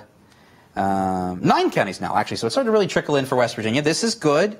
Polls have been closed for about an hour, and we've got about 18% of the state reported. This is a really good pace. Looks pretty tight. State. And it's a tight race overall statewide. There's a lot outstanding, so it's still anything could still go. But Morrissey's in a really good position so far. Blankenship is not in the position he needs to be. He needs to be trailing and be in second place in a lot of these counties, and then win in a lot of these rural counties, and then he can actually win this three-way race. That's not happening so far. Most of these counties are going one way or the other. It's still early, way too early to make a call, but that's where we are right now. I have we've been having some technical issues there in Columbus. At the Cordray party, but I have some notes. Henry Gomez is? Yes, from Henry Gomez, who's based in Ohio, actually. He's a huge Cleveland Indians fan. He informs me, which I knew, is that the Cordray party tonight is at the Renaissance Hotel in Columbus, which is weirdly the same hotel where Ohio Republicans usually celebrate victories. Like John Kasich held his re-election party in 2014. Good poetry right there. Yeah, there's a lot. Yeah. Cordray folks pretty confident all day. In a conference call, campaign officials did with reporters earlier this afternoon. They basically didn't talk about Kucinich at all. We're talking about November. Turnout I can never pronounce these. Is it Cuyahoga? Cuyahoga, is that right? Cuyahoga. Cuyahoga County. Cuyahoga. I'm not from Ohio. Cuyahoga. He's trying to do a phonetic pronunciation for me, as he is, I guess, listening. Goes both ways. Cuyahoga. Anyway, the turnout there was not great for Dennis Kucinich, if he was hoping to pile up some votes there. We have a call. Oh. We are officially calling the race for governor in Ohio. Now that we have a good number of precincts starting to report in Ohio, we've been able to look at some other precincts. For Republican or Democrat? For both parties. We can go ahead. Now that we've seen the early vote, we're not seeing a dramatic difference in the election day vote in the precincts we've already seen kind of come in. Now we're talking only a couple percentages of precincts coming in, but there's not a lot of difference. You can still win on the election day vote if it's going in a totally different direction, but it's not. And the early vote was so dominant for both candidates here. You would need to see a dramatic change in favor of the trailing candidate on election day to make a difference here. That is not happening. The decision desk is officially calling both the Republican primary and the Democratic primary. We will be seeing a general election in November between Mike DeWine between DeWine and Cordray. So those are the winners. DeWine for the Republicans, Cordray for the Democrats. Not too shocking. You've been following the polls. Certainly not shocking if you saw the Election Day vote. And we can go and show, again, why this is such a confident call. Yeah, sure. Early but confident. Let's scroll up. Hop on over. Nothing has changed as Election Day votes have started to trickle in. Again, 0% precincts reporting because there's 8,800 precincts in the entire state, and we're only talking about 100 to 200 precincts are reporting on Election Day, but no difference between them, really the dramatic difference between them and the early vote. And again, Taylor's winning 2 counties, Erie and Claremont. She has no support anywhere else in the state. That race has gone to DeWine. And then let's go ahead and hop on over to on the Democratic side of things. Again, the few counties that still oddly have not reported their early votes, but counties that have started to report their Election Day votes and their early votes, and it's just dominance for Cordray. All the counties that are starting to report their Election Day votes, dominant for Cordray. And it doesn't get better for Kucinich the further northeast you go towards Cleveland. It's just Meanwhile, no by the way, AP and NBC also calling it for Cordray. So we feel comfortable on the BuzzFeed news side of this table saying Cordray too. But yes, we so will we always weigh in. wait for the backstop because we're not as trusting, I guess, because we're skeptical souls. We like to have a preponderance of outlets, shall we? So, but I'm right here. Okay, all right. Yeah, but we don't trust like you. a real consensus. We don't trust you. We'll just bring you. We fly you in from Los Angeles to talk about it. Consensus. That's what we need. All right. U.S. Senate race. Not being covered on the map, but we can talk about that for Ohio. A little closer. Renacci. Jim Renacci, congressman now he's running for U.S. Senate. He is still dominating the field. It's a pretty congested field, though there's only really 2 other major candidates, Mike Gibbons and Melissa Atkinson. Renacci is winning that by 14 points, still pretty stable, but we're waiting on more Election Day votes to see if that trend held. This is a much closer race with more candidates involved than we saw with either of the gubernatorial This also contests. is this one. Renacci was originally going to run for governor. He dropped out kind of at the behest, it seems like, of the White House. He has been a very pro-Trump Republican in general. Donald Trump recorded a robocall for him earlier this week. It is, Trump doesn't actually campaign for a ton of people, doesn't actually do robocalls and stuff like that for a ton of people. So this is sort of what Republicans were hoping would happen in terms of, Renacci not getting in Mike DeWine's way and the gubernatorial primary, and then also somebody it looks good for him in terms of probably winning that. Well, so if you're just joining us, BuzzFeed News is now calling the gubernatorial races in Ohio. We are calling it for Richard Cordray for the Democrats over Dennis Kucinich and Mike DeWine for the Republicans over Mary Taylor. Those are 2 of the 3 big races that we were watching tonight. Of course, we're also watching the West Virginia Senate primary there, and you can see there's a question mark there as we're still waiting for results. But there you can see Richard Cordray for the Democrats in Ohio and Mike DeWine for the Republicans in Ohio. That's going to be a race between the 2 of those men come November. And I can give you a little preview of a BuzzFeed news story coming most likely here in a minute. Oh, please do. Oh, yeah. Are you going to hit publish on this story from this desk? No, I'm not. Okay, right. I wouldn't want to get in my dear friend Ervin's way. Democrats feel good about Cordray. They also feel like he did not have... It was not a really nasty race where he took a lot of hits. DeWine and Taylor's race was much more competitive. Yes. And it also... It maybe pushed them a little bit further to the right than they wanted to go. There was a lot of lenses applied to this whole deal, though, on the left. And to quote an upcoming BuzzFeed story, against the backdrop of an industrial Midwest electorate, Cordray Kucinich seemed to lend itself to every available national lens. It was Hillary versus Bernie. It was Warren versus Bernie. It was establishment versus grassroots, pragmatist versus ideologue, progressive versus true progressive. I keep getting yelled at on Twitter for interrupting. Yes, you should. That was you were showing yourself very well by putting a finger gun. Yes, our sound guy Dan loved that. It's Kanawha County, that's Charleston. So we can go over to the map here. If we can go ahead and throw that on up. So with Kanawha County now reporting, and this is an interesting result to me, Jenkins, 31%, Blankenship right behind him in Kanawha County, which is Charleston. So that's the first county I've seen where Blankenship did pretty well considering the makeup of the county. This is not with a large amount of the district reporting, but it's an amount of it, a fair amount of it.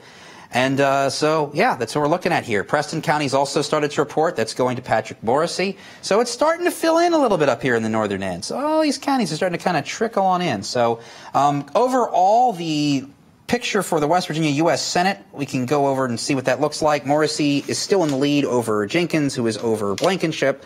Statewide, Morrissey has 6,700 votes, Jenkins 4,500, Blankenship 3,600 out of about 17,000 cast.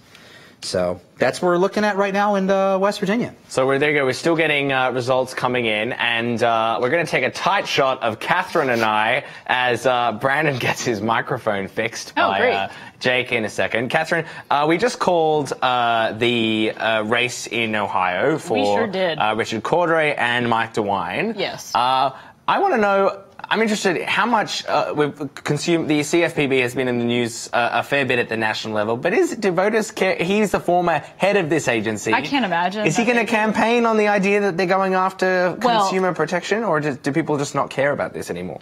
That they're going after it? Well, here's what Mick Mulvaney is doing. Here's what I would say about that kind of thing. One thing, a frame that was put to someone I know recently was that one of the differences between Ohio and some of the other upper Midwestern states is you don't have let's say you're running as a Democrat and you're running in the state of Minnesota versus the state of Ohio. This person's frame was that, you know, Minnesota, Wisconsin have this history of kind of social progressivism, like a real social liberal streak. That isn't necessarily present in Ohio.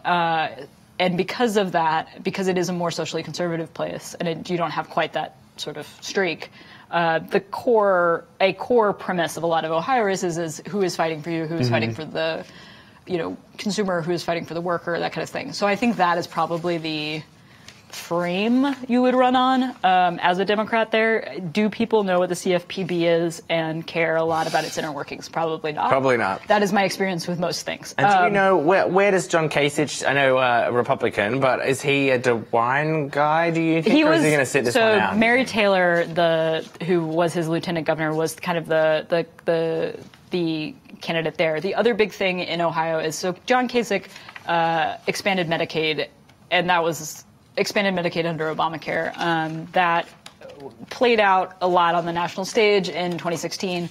DeWine, the Republicans there have been critical of that move in Ohio. I was about to say Kucinich. Cordray is going to be able to run on continuing Medicaid expansion, and that polls pretty well with a lot of people. So that's like a nice setup for them, too. The other big thing, and this is the reason why Democrats particularly care about this race, on a few levels. One is, Sherrod Brown is running for Senate re-election there. They want to win that. Yep. They feel strong about they feel that the ticket is good. It's also one of these races where, earlier this year, Obama and Eric Holder particularly were talking about redistricting. Winning a governor's seat is a big deal for redistricting. The Republicans won so many governor seats in 2010 and 2010, 2012, 2014. This is a prime pickup opportunity for Democrats. They really want to be part of the redistricting effort. There will be a lot of money poured into Ohio this year. Right. I wanted to talk about, staying in Ohio, Henry had a great story about the 16th district. Yes. Which we haven't talked about yet. Yeah, what's going on in 16th? We'll give some context first of all while we ask Brandon to start checking. I know everyone at home has has been. If you can in a second, Brandon. In Ohio? Ohio 16th. Oh, now you're interested in congressional races, not just the state. I want to set this up first of all. Yeah. Talk us through, Catherine, this incredible primary that's going on between Anthony Gonzalez and Christina Hagan in Ohio 16. So this race is an open seat. So you have these two Republicans who are both young. They're both in their 30s, squaring off. It is a very clean example of where you have somebody who's basically running in a Trump-inspired kind of mode, like outsider, anti-establishment, very pro-Second Amendment. I'm going to join the Freedom Caucus, like kind of flinty populist, a little bit There's been some racialized politics involved in the thing because of her opponent's surname, which is Gonzalez. Anthony Gonzalez. He played at Ohio State. He also played for the Colts briefly. I think he got his MBA from Stanford. So impressive kind of resume, running for the seat. Also kind of one of these guys who's like citing Ben Sasse as his political inspiration. Yeah. Ben Sasse, obviously kind of a big deal conservative, but also a real critic of Trump, which is an interesting choice in a Republican district in Ohio, where Trump is, pretty popular with Republicans. So that's kind of the setup. It's a pretty clean it's a really clean example of like sort of how you used to run campaigns before Trump, and then like how one candidate might run after Trump. Right, because we have Peyton Manning coming in to support his old friend Anthony Gonzalez as the kind of traditional establishment kind of guy. Yes. And then we have, of all people going to Ohio, Anthony Scaramucci has been sent to Ohio to endorse Christina Hagan there, the kind of Trump-esque candidate, shall we say. And an interesting, great story from Henry Gomez there, if you will. You can read all about it. You can read all about BuzzFeed.com. BuzzFeed.com, the website. But now, let's actually ask Brandon, because we do care. We care about all the races equally, Brandon. What's going on in Ohio 16? Ohio 16. So let's go ahead and cut on over there. Ooh, big purple flap. Remembering that we don't have a map for this one, so you just have to listen. So in Ohio 16, let's kind of come on over there and take a look at that race down there in 16. On the Republican side, Gonzalez is leading, and leading strongly by about 2,800 votes. That's 57% of the vote. This is early votes that were cast, with some precincts reporting already, about 9%, 9 precincts reporting in, but doing pretty well. Gonzalez dominated in Cuyahoga, dominated in Medina, and in Wayne County, and in Summit County, only really trails Hagan in Portage, which is very small chunk here, and Stark, which is a bit of a larger county. So that's what we are seeing so far right now. There you go. It's maybe not as competitive as Anthony Scaramucci was hoping, but we will check. Yeah, we will check in on that race and other races throughout the night. If you're just joining us, we have called already the Ohio, as you can see on the side there, races for both Republican and Democrat gubernatorial races. Mike DeWine for the Republicans and Richard Cordray for the Democrats. We're still looking at West Virginia. You got excited there for a moment with your map. Do you want to cross over and have a look at the map? Yeah, a lot more purple going on there. Very purple and green. Go ahead and pop on over Let's bring up the map. Let's bring up that big, beautiful map, and I'm going to get the current updated totals for statewide for Senate. Okay, so now we've got 24,000 votes counted in West Virginia, 30% of the precincts reporting, and Patrick Morrissey's doing really, really well, and Jenkins is doing okay, kind of starting to close in a little bit on Morrissey. And why is that? Well, here's why. Morrissey won Preston County, and Monongalia County, Marion County, Barber County, Lewis County, Jefferson County, Ohio County, all these counties up in the north, and then barely Wood County. But as you go south, again, we saw that picture where Jenkins is doing really well in southern West Virginia. He's winning in Kanawha County narrowly. It's a three-way race. Putnam County, he won that narrowly. But then Boone County, slightly larger lead over Blankenship, followed by Raleigh, Wyoming, Logan, which is all in now, and Mercer. So he's swooping up just like we kind of thought. Remember, Catherine, at the beginning of the night, we were saying, and maybe we're going to see a lot of purple here on the bottom and a lot of green up on the top. So that's kind of where things stand right now in West Virginia. Again, just are the green here. and the purple going to merge? We may see fusion come together. Yeah, weird fusion come together. But Morrissey's got has batted pretty consistently, but it's been slowly dropping as those southern counties have started to fill in for Jenkins. So far, we have not seen like those old. I don't know if anyone ever took like a military history class, but it's going to be like the run up the middle. Yes, there's been no big movement for. There's been no big movement for. In West Virginia for Blankenship so far. It just hasn't materialized yet. And regardless which count, I just was curious. So whichever count you're going with, that is since our count or the APs, in case you're wondering. We are also in the same thing. Blankenship is in third place. So it is not a difference in which counties we happen to be covering right now. We're seeing the same consistency here. He doesn't seem to have enough traction to win a lot of counties. He's won one so far. We have 1, 2, 3, 4, 5, 6, 7, 8, 9, 10, 11, 12, 13, 14, 15. We have 16 counties already reporting, and he's won 1 out of 16. He could win the next. Telling you, you could win all the next, but right now he's looking. He is not looking like the winner in. In fact, we just had an update again. This might fill in a little bit more. I don't know which counties might populate here. Mercer County was already in there. So it looks like it could come down. Like if these southern counties keep pulling in for Jenkins, it looks like it could end up being tight between Morrissey and Jenkins? Or do you think Morrissey is probably pulling away? Morrissey is probably he's pulled, but there's a little bit of room in there. Mm-hmm. While we continue to wait for results, we're going to talk to our dear friend, DC Bureau Chief Kate Nacera, who we have on the line. Kate. Hello. Kate, welcome. It's always a pleasure. Oh, Thank gosh. you. How's your dog, Kate? He's good. He's upstairs with my husband being quiet. But I did want to feature my painting of robots reading the newspaper. Good, good. It sums us all up this year, I feel like. They're reading about the primaries. Just yes, reading about the primaries. Kate, are you devastated that the return of Dennis Kucinich did not materialize? I mean, only in the sense that, like, he's very good for a quote, good for news stories. I mean, I remember, when he was in Congress, he would be kind of a go-to member that people would go to for like that really sort of out there quote. I personally am attached to he was very good at kind of uniting the far right and far left. He was kind of one of those figures that could bring the extremes together. And that, as Catherine Miller will tell you, is like one of my favorite genres of stories, is unlikely friendships. And in a race between Mr. Cordray and Mr. DeWine, do you have any thoughts? Oh, I mean, David, you always ask me for a prediction, and I'm just not going to fall for it. Come on, let's do it. Let's do it. It'll be fun. No, I'm not going to do that. Okay. That's crazy in the year 2018. It's a nutty thing to do.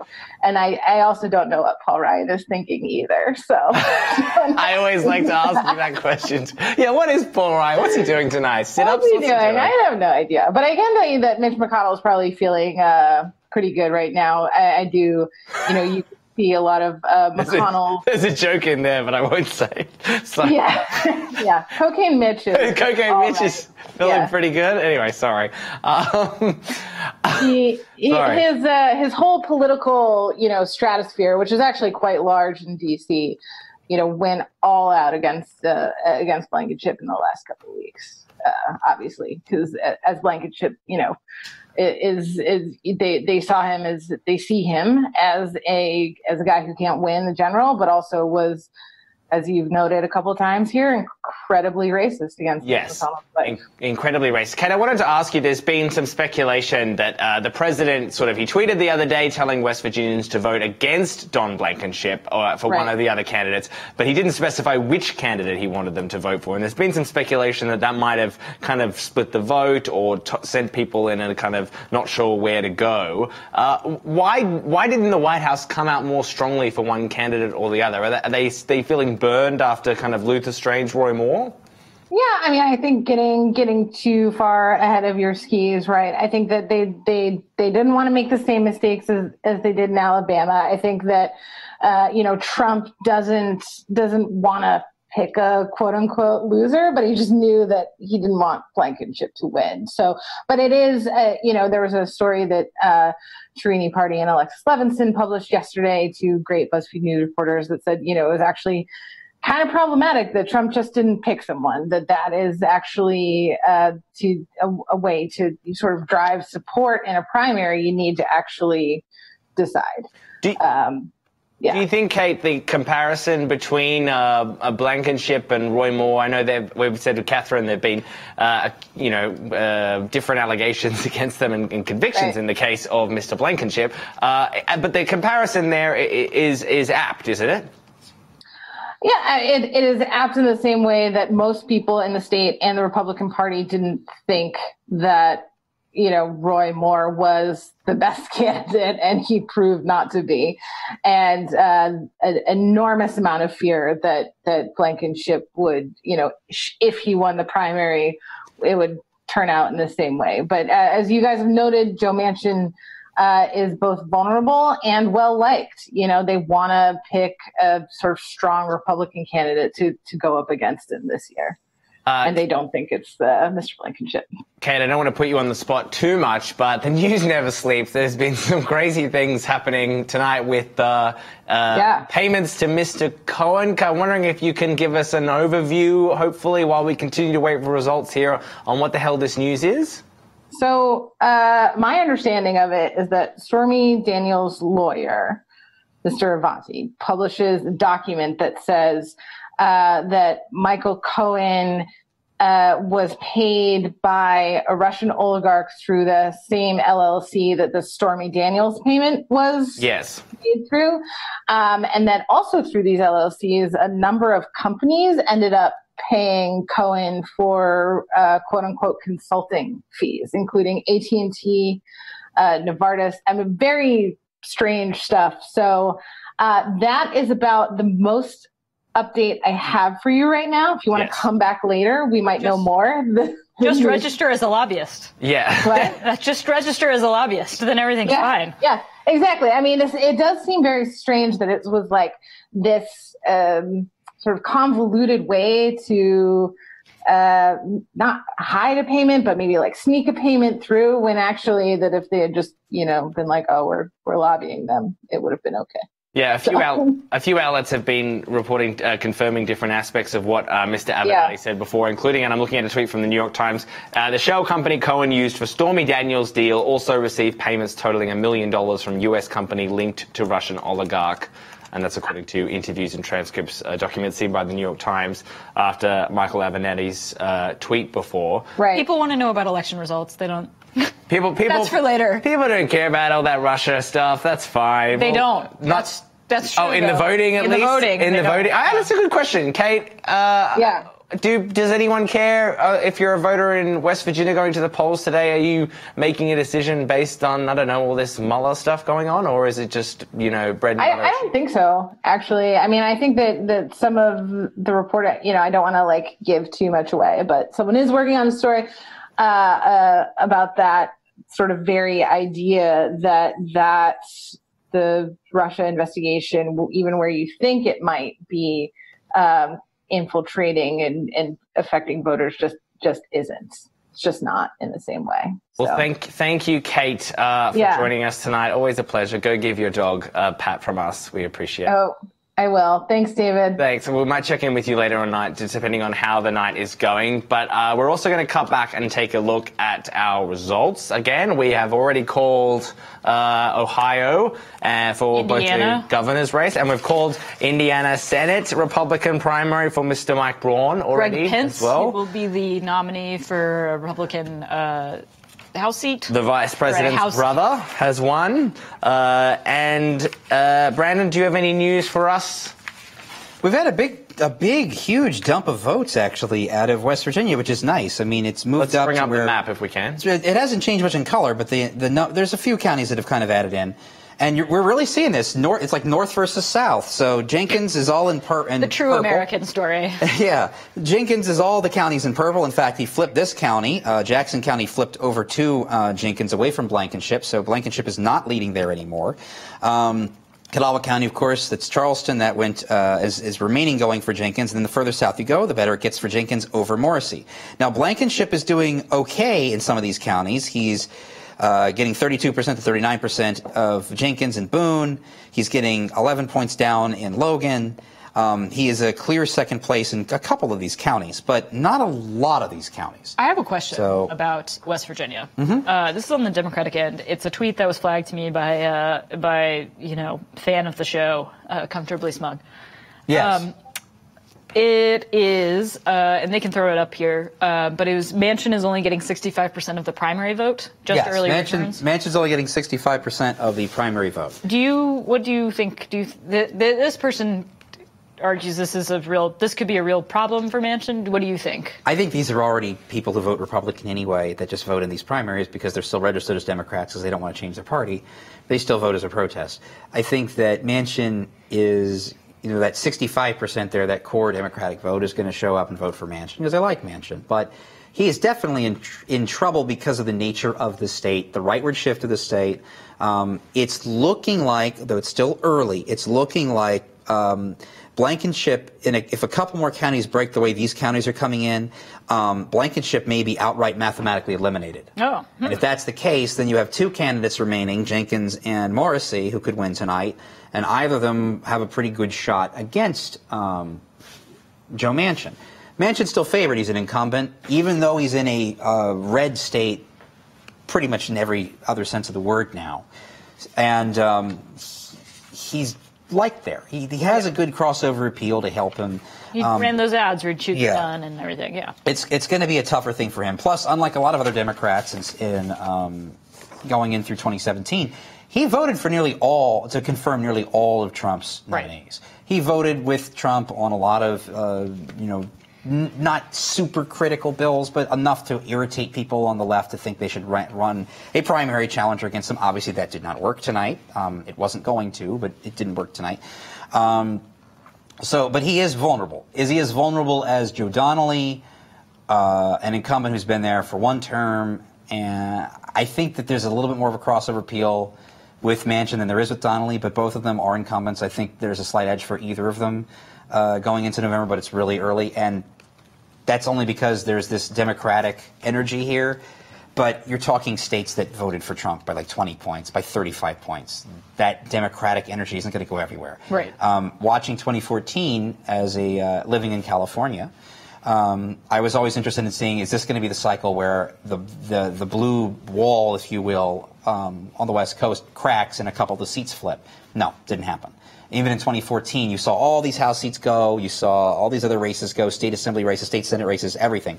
It comes to California and just stopped right there at the border between California and Nevada. And none of the vulnerable Democrats lost any of their seats that year. Right. So at least congressionally. The same thing can happen in some of these other states, where if a state is so Republican, or, even if you have a good wave for the Democrats, it's going to hit. It's going to eventually hit a cliff where it's not going to be able to. Right. It's not going to be able to clear it, so you're not going to win any seats. But that's pretty much where we're at. Not a lot more. Our map is slowly filling in, but let's wait till we get a couple more counties before we start jumping all over it, hooting and hollering. I'm going to ask you to check back in a second. What if we just did the rest of it very monotone, but with the banjo gently I would be all behind us, and we just for sort of that. stood straight and talked direct to camera. Without the racism, we can do our best to do that. I will say, I want to ask you to check back in a second, Brandon, on some of those North Carolina races again.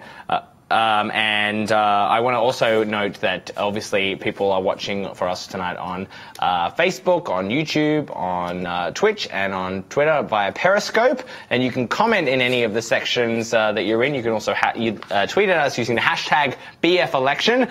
We're getting a few comments when Kate Nacera was on the air. I've been told about the painting that was behind her, and I asked Kate where she got it from. She said her friend made it for her. I'm sure she'll tweet out the information of that friend if any of you want a giant robot painting. She tells me she also has a tattoo of that robot as well. So there you go. She does. That's true. I've seen it. It's on her. I'll let Kate advertise her friend there for her. But can we check in on North Carolina 3rd? Oh, interesting. Brandon? Yes, while Brandon is checking on that. We're seeing some news via our friend Ryan Nobles. Ryan Nobles is, I believe, a reporter for CNN. Yes, CNN. He looks vaguely like my brother. Don Blankenship comes out to address the crowd and tells them, quote, "It doesn't look good right now. What we've seen so far is not encouraging." He is now taking questions. We will let you know what we see. We will let you know how those questions go and what he says. Something to keep an eye on.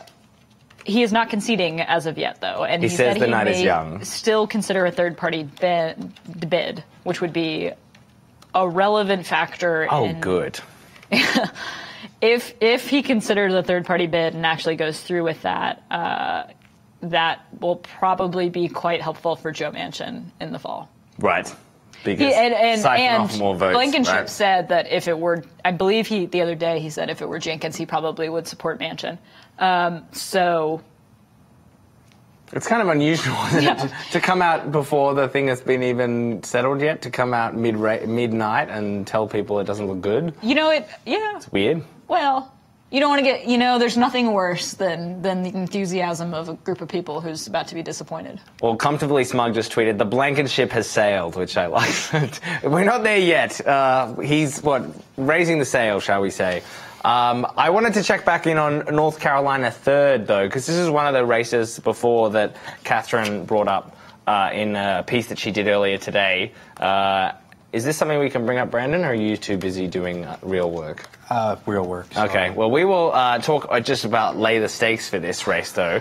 This was the race between Walter Jones, who's the incumbent there, and you've got some thoughts on how he's run the last few years. So Walter Jones, long time, has held that seat since the 80s. Republican, but kind of heterodox at this point, and became like a really very harsh critic of the Iraq War in the 2000s. There's been sort of a Ron Paul-oriented supporter. He's supported his presidential bids, kind of more libertarian, a real pain a lot of times for a lot of things that Republican leadership wants to get done. He's a real debt deficit guy. He has been primaried and survived a number of primaries over the years. It looks, when he last pulled up, I saw that data flash by, it looked like Walter Jones is doing pretty well there. Right.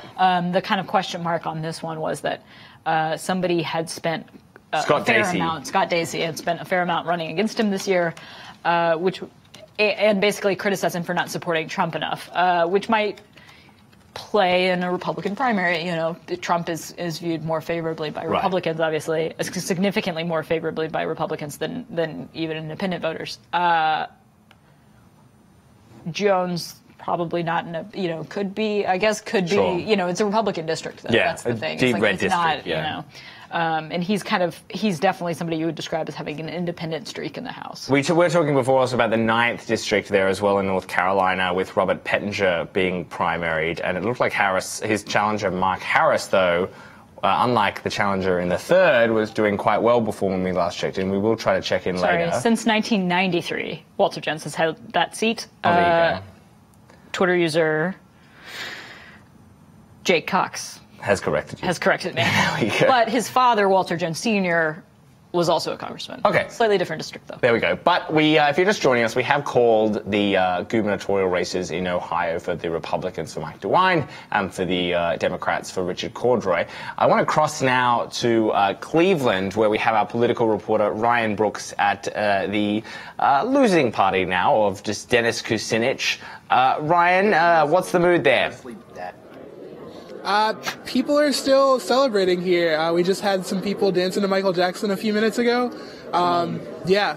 So, it's been, people are still celebrating. They're still looking at the polls, watching them. And who are you talking to? All over the place right now. We're talking to Rob right now, and we're going to just interview him a little bit about Kucinich and moving forward in the general election. I just wanted to talk to you a little bit. Do you think Cordray is going to have a problem getting some of those Kucinich voters to transfer over to him in the general if he wins? And it's being called for him right now. I think, the biggest thing, the biggest problem that Cordray is going to have is just the fact that, unlike Kucinich, he is not taking a strong stance against banning assault weapons. And so I think that's going to be his biggest downfall in the general election. And, whereas Kucinich, he's, taking a very, very firm stance towards banning assault weapons. And I think that's the main thing that's going to help him along the way, help Kucinich along the way. Okay. And how are you feeling about DeWine winning on the Republican side? Do you think that's going to be a benefit for the Democratic Party going into the general election? I think it's kind of hard to say at this point. I do think, interestingly enough, I think that, even a lot of people who may have even supported Trump in the last election, may be more willing to support Kucinich simply because he's not a quote unquote establishment Democrat. He's different. He thinks outside the box. He's very different from Trump, obviously, but in the sense that he's not an establishment Democrat. He's very progressive and he has a lot of very different ideas.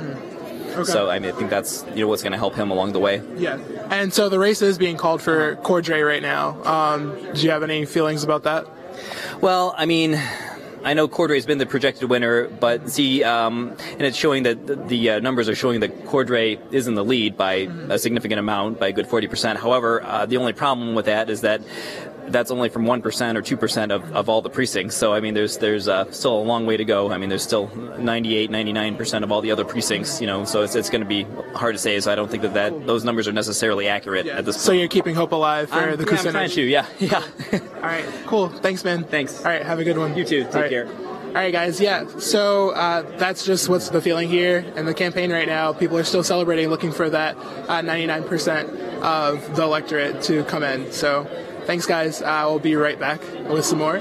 Back to you. I love Ryan. He's out there in Ohio doing God's work. The for us. Kucinich logo is super cool, by the way. That was very Star Wars-esque, yeah, right? it's like very I like 70s that. comic book. Yeah, I like and it's that. like yellow and black, and like really, why don't more political campaigns Right? have cool logos? Cool logos. Why are they all the boring ones? I want to say, do you think you'll see, I mean, we're going to watch this over the course of this year. We're going to see a lot of these Democrats and Republicans obviously vying off against each other.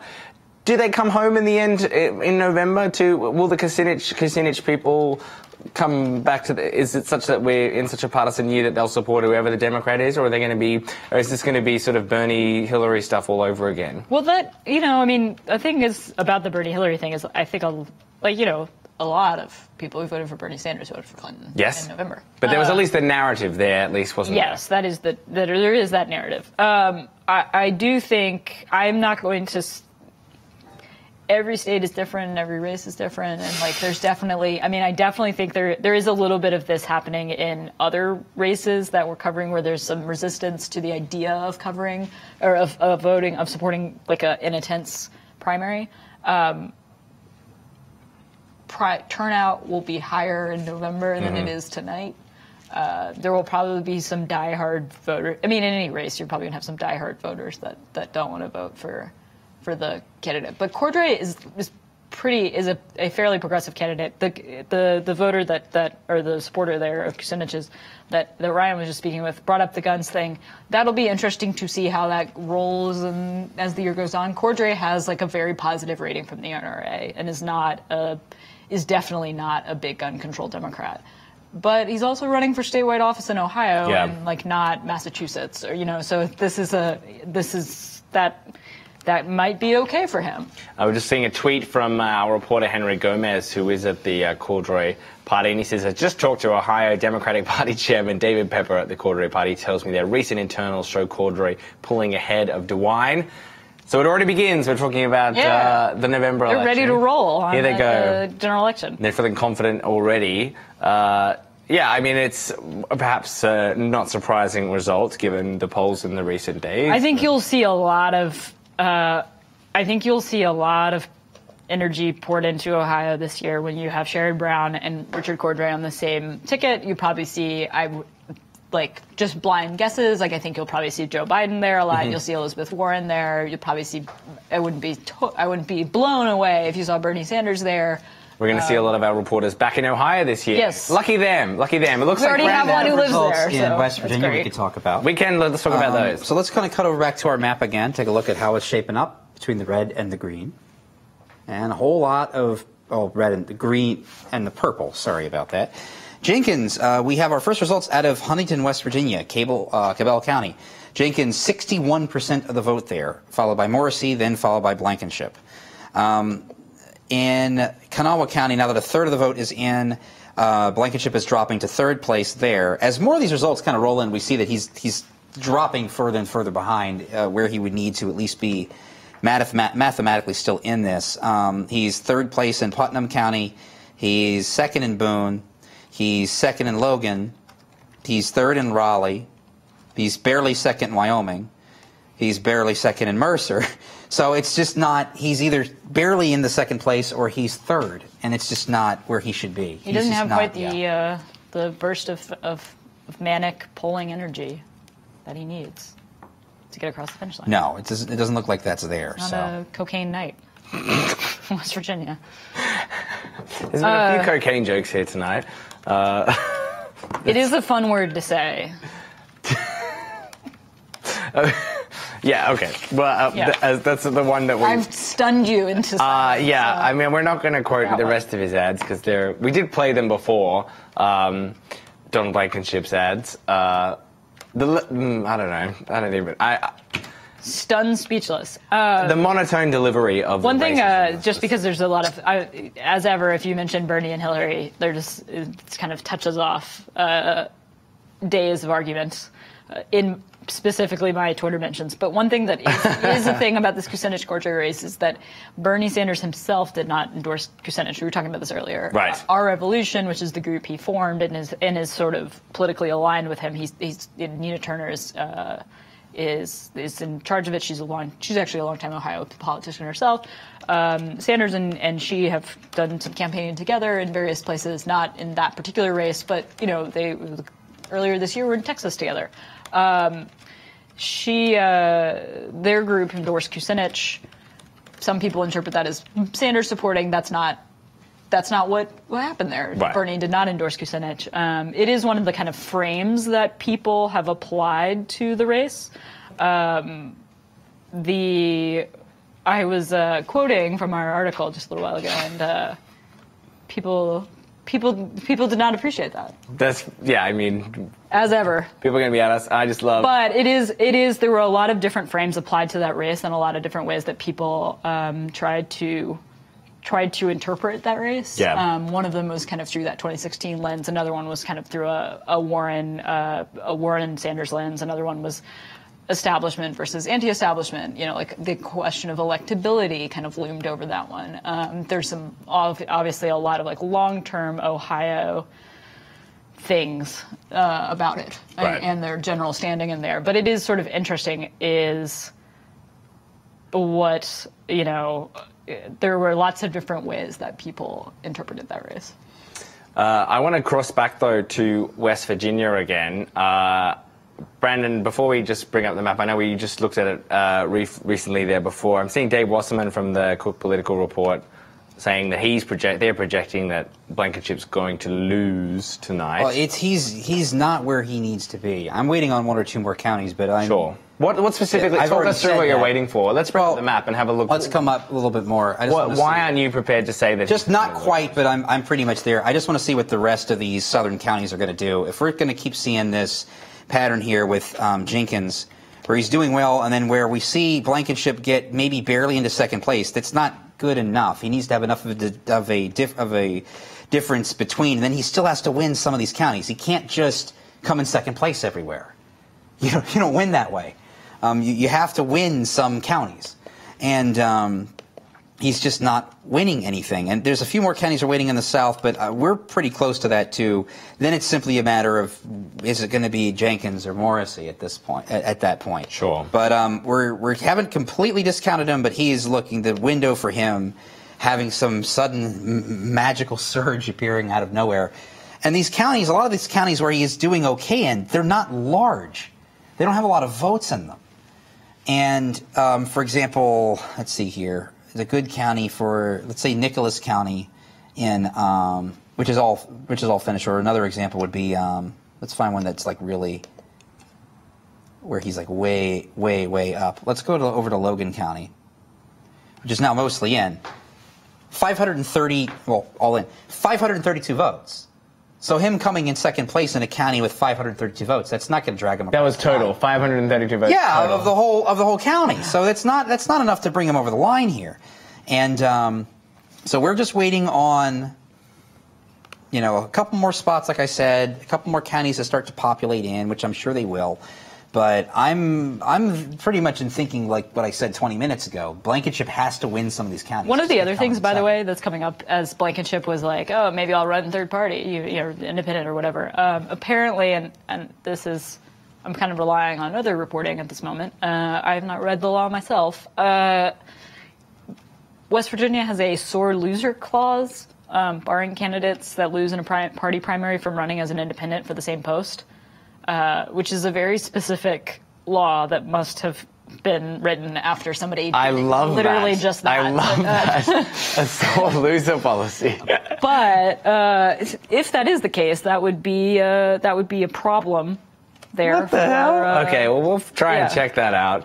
I want to ask... Somebody just sent me I just got a PDF that the first page of this is 2018 running for office in West Virginia. Well, you got to go through, it looks like a bunch of pages there. Yes. What, was it in the table section? Let's have a look. Before we get to that, I want to remind everyone who's watching that you can leave us comments in the comment section of whatever platform you're watching on Facebook, YouTube, Twitch, or Twitter. You can also tweet at us using the hashtag BFElection. You just found that. Guess what? It really is it is the sore loser or sour grapes law. Okay, here we go. Candidates affiliated with a recognized political party who run for election in a primary election and who lose the nomination cannot change her or his voter registration to a minor party organization. An affiliate candidate to take advantage of the later filing deadlines and have their name on the subsequent general election ballot. So he cannot run as an independent voter. There you go. Someone should tell poor Mr. Blankenship because it's not looking good for him. That he can't do that. Well, there you go. I just like it's like in all caps within the long legal code. It's like the sore loser or sour grapes law. Yeah, I like that. We have a question though in the comment section from YouTube. This was from Narrow Light Bulb, who's asking Brandon, are you able to tell us how turnout has been in any of the major races today, Brandon? Well, the most part on the light side. I mean, it's a primary, it's a midterm election. People think that because there's this energy and this wave possibly building, every single one of these is going to have a lot of turnout. These are primaries. They're not special general elections, which tend to juice everybody and get everybody going. And this is not a presidential primary. So they've been respectable. It's a midterm. So, following, I think a couple of these races have seen higher turnout than in the 2014 midterm elections. But, kind of what you'd expect with a midterm. I have an Ohio question for you. Yeah. How's that T-Berry primary looking? How's the what one? T-Berry. It's the... Which one's that one? It's Ohio. Hold on. I have a list of them. Oh, no. Did I close the tab? I literally, because Brandon kept saying the numbers, I pulled up a whole, I was like, okay, Ohio congressional districts. It's great TV watching us. Look at our laptops and different notes. So this is just great. Hold on. Because he retired, I guess it's going to say it's vacant. It's the 12th. The Ohio 12th. That's what it is. Okay, yes, the one that's wide open. The Ohio 12th district. The wide open district. This will be a special election this year, actually. Okay. Because Pat T-Berry, which I would have guessed it was like T-Berry or something. T-Berry? Yeah, but T-Berry? it's T-Berry. Okay. I know because Henry Gomez pronounces these names for me on the phone sometimes, and I'm reasonably informed that this man's name is T-Berry. Okay, let's go ahead and go through here and find the race. It's sort of an interesting race. I believe there's 10 candidates in the field. One person has been running as a pro-trade candidate. His name is actually Tim Kaine. Oh, yes, I have that in here somewhere. There's they're both caucus crowded. Crowded, but Danny O'Connor seems to be pretty much dominating in every single and that's on the Democratic side. On the Democratic side, so it looks like he's going to be the winner in that race. On the Republican side of things, I think that's the one that was really close. No, actually, it's gotten a little bit wider. Balderson is beating Melanie Lenigan by about 15 points so far. And with about a Melanie Lenigan she was backed basically by Freedom Caucus. It became this very tense fight between very hardline conservative interests in Ohio and sort of more of an establishment Republican angle.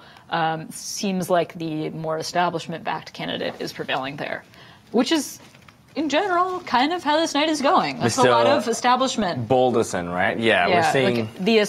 insofar as there is an establishment anymore, which is sort of its own little, existential question. Right. But this has not been a night where a lot of, insurgent weird things have happened. We're seeing some good victories for the establishment. The establishment will be thrilled. Cocaine Mitch and the rest of them must be very happy tonight. Tonight is the only night we're allowed to make these jokes, and then after that, that's no more cocaine jokes after that. No more cocaine jokes after that, and it does seem like we are looking at a thread from Ryan Nobles, who is with CNN, who was noted that before Don Blankenship came out and gave some kind of weird pseudo concession, non-concession speech, but basically telegraphing that things were not looking good. And he said, it's not nearly what I hoped at this point. He's not conceding as of yet. He said he may still consider a third-party bid, but bloop, we've just found out there's a whole law which prevents him from doing that. He's not conceding yet, but he's telling the crowd that he always attempts to be realistic. He said, don't be dismayed. I did everything I could to win this election. There's another point of things that he's just said. As an aside, it's kind of a wild law in West Virginia that you can't run as an independent after losing. Like Lisa Murkowski, the Alaska senator, she's a Republican, she's kind of independent. She lost a primary once a number of years ago and then literally won a write-in campaign in the general. That was in 2010? Maybe, it was in the Tea Party wave. Yeah, it was. Once you win a write-in campaign as an independent, like you're kind of golden. But one other thing that Ryan Nobles, the party in West Virginia, reports is that Blankenship told him he feels like Trump's decision not to support his campaign likely loomed large, maybe 10 to 15 points. He wishes that the president had talked to him directly instead of people telling him not to like him. Hard relate to that. Please just talk to me directly. You're likely if you talk to me rather than the people who hate me. But it's funny because like everyone was saying that Trump's involvement in this race was going to split the vote down the middle, and we were going to get Blankenship kind of sailing through, excuse the pun. But now Blankenship is saying that it cost him enough points that he's worried that he wasn't going to quite get there as well. So look, we are still checking in. That is the main race that we are still watching as we continue tonight.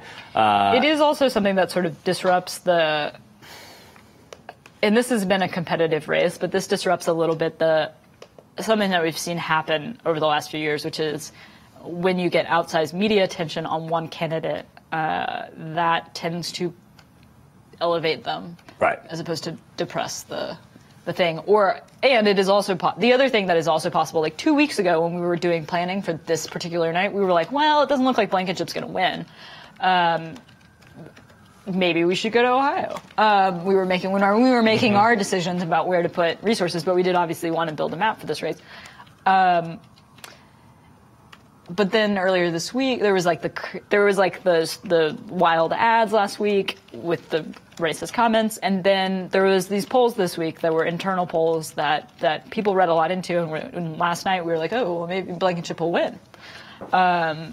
It is also possible that those polls were just not right, or being used to scare people as well, right? Because they were coming from both candidates were saying that they had polls showing that was potentially he was going to best them. So maybe it worked. Maybe that's what we're seeing today as well. Brandon's still tabulating results as we're coming through. Is there anything exciting you need to alert us to, Brandon? We are up to now North Carolina. We are two things. First, we are at the point where Morrissey is now at 36%, Jenkins is at 28%, 45%-ish precincts reporting in West Virginia. But of all of this, there is no way, looking at this map and looking at what's in now, there is no way that Blankenship is going to win the nomination. He has been mathematically eliminated from the primary. So now it comes down between Jenkins and Morrissey. Blankenship will not win this primary at this point. He is out. Right. So now it's a fight between the other two. Now, why would this be? We can come over to the map and take a look. Let's have a look. So all of our little panhandle counties are now reporting. Morgan, Morrissey dominating. Berkeley, Morrissey dominating. Jefferson, Morrissey dominating. But as more and more of these northern ones trickle in, the gap between Morrissey and Blankenship is really wide in a lot of these counties. More so even than Jenkins over Blankenship in the South. And that's actually, Jenkins has a few that he completely dominates in that have higher populations. And there's some that are closer that have smaller populations. So there's no numbers there for Blankenship to make up. He's coming in second place in places where there's only a few hundred votes, and he's getting absolutely trounced in other places where there's thousands of votes.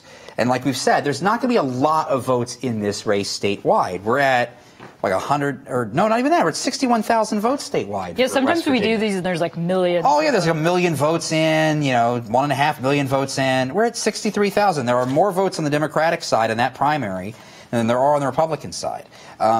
Paula Jean Swearingen earned more protest votes against Joe Manchin than Jenkins or Blankenship. And I believe, no, she's just barely behind Morrissey here. So, you know, what you're registered as is what you can vote for primaries. So there's not a large pool, like I said, of Republican voters.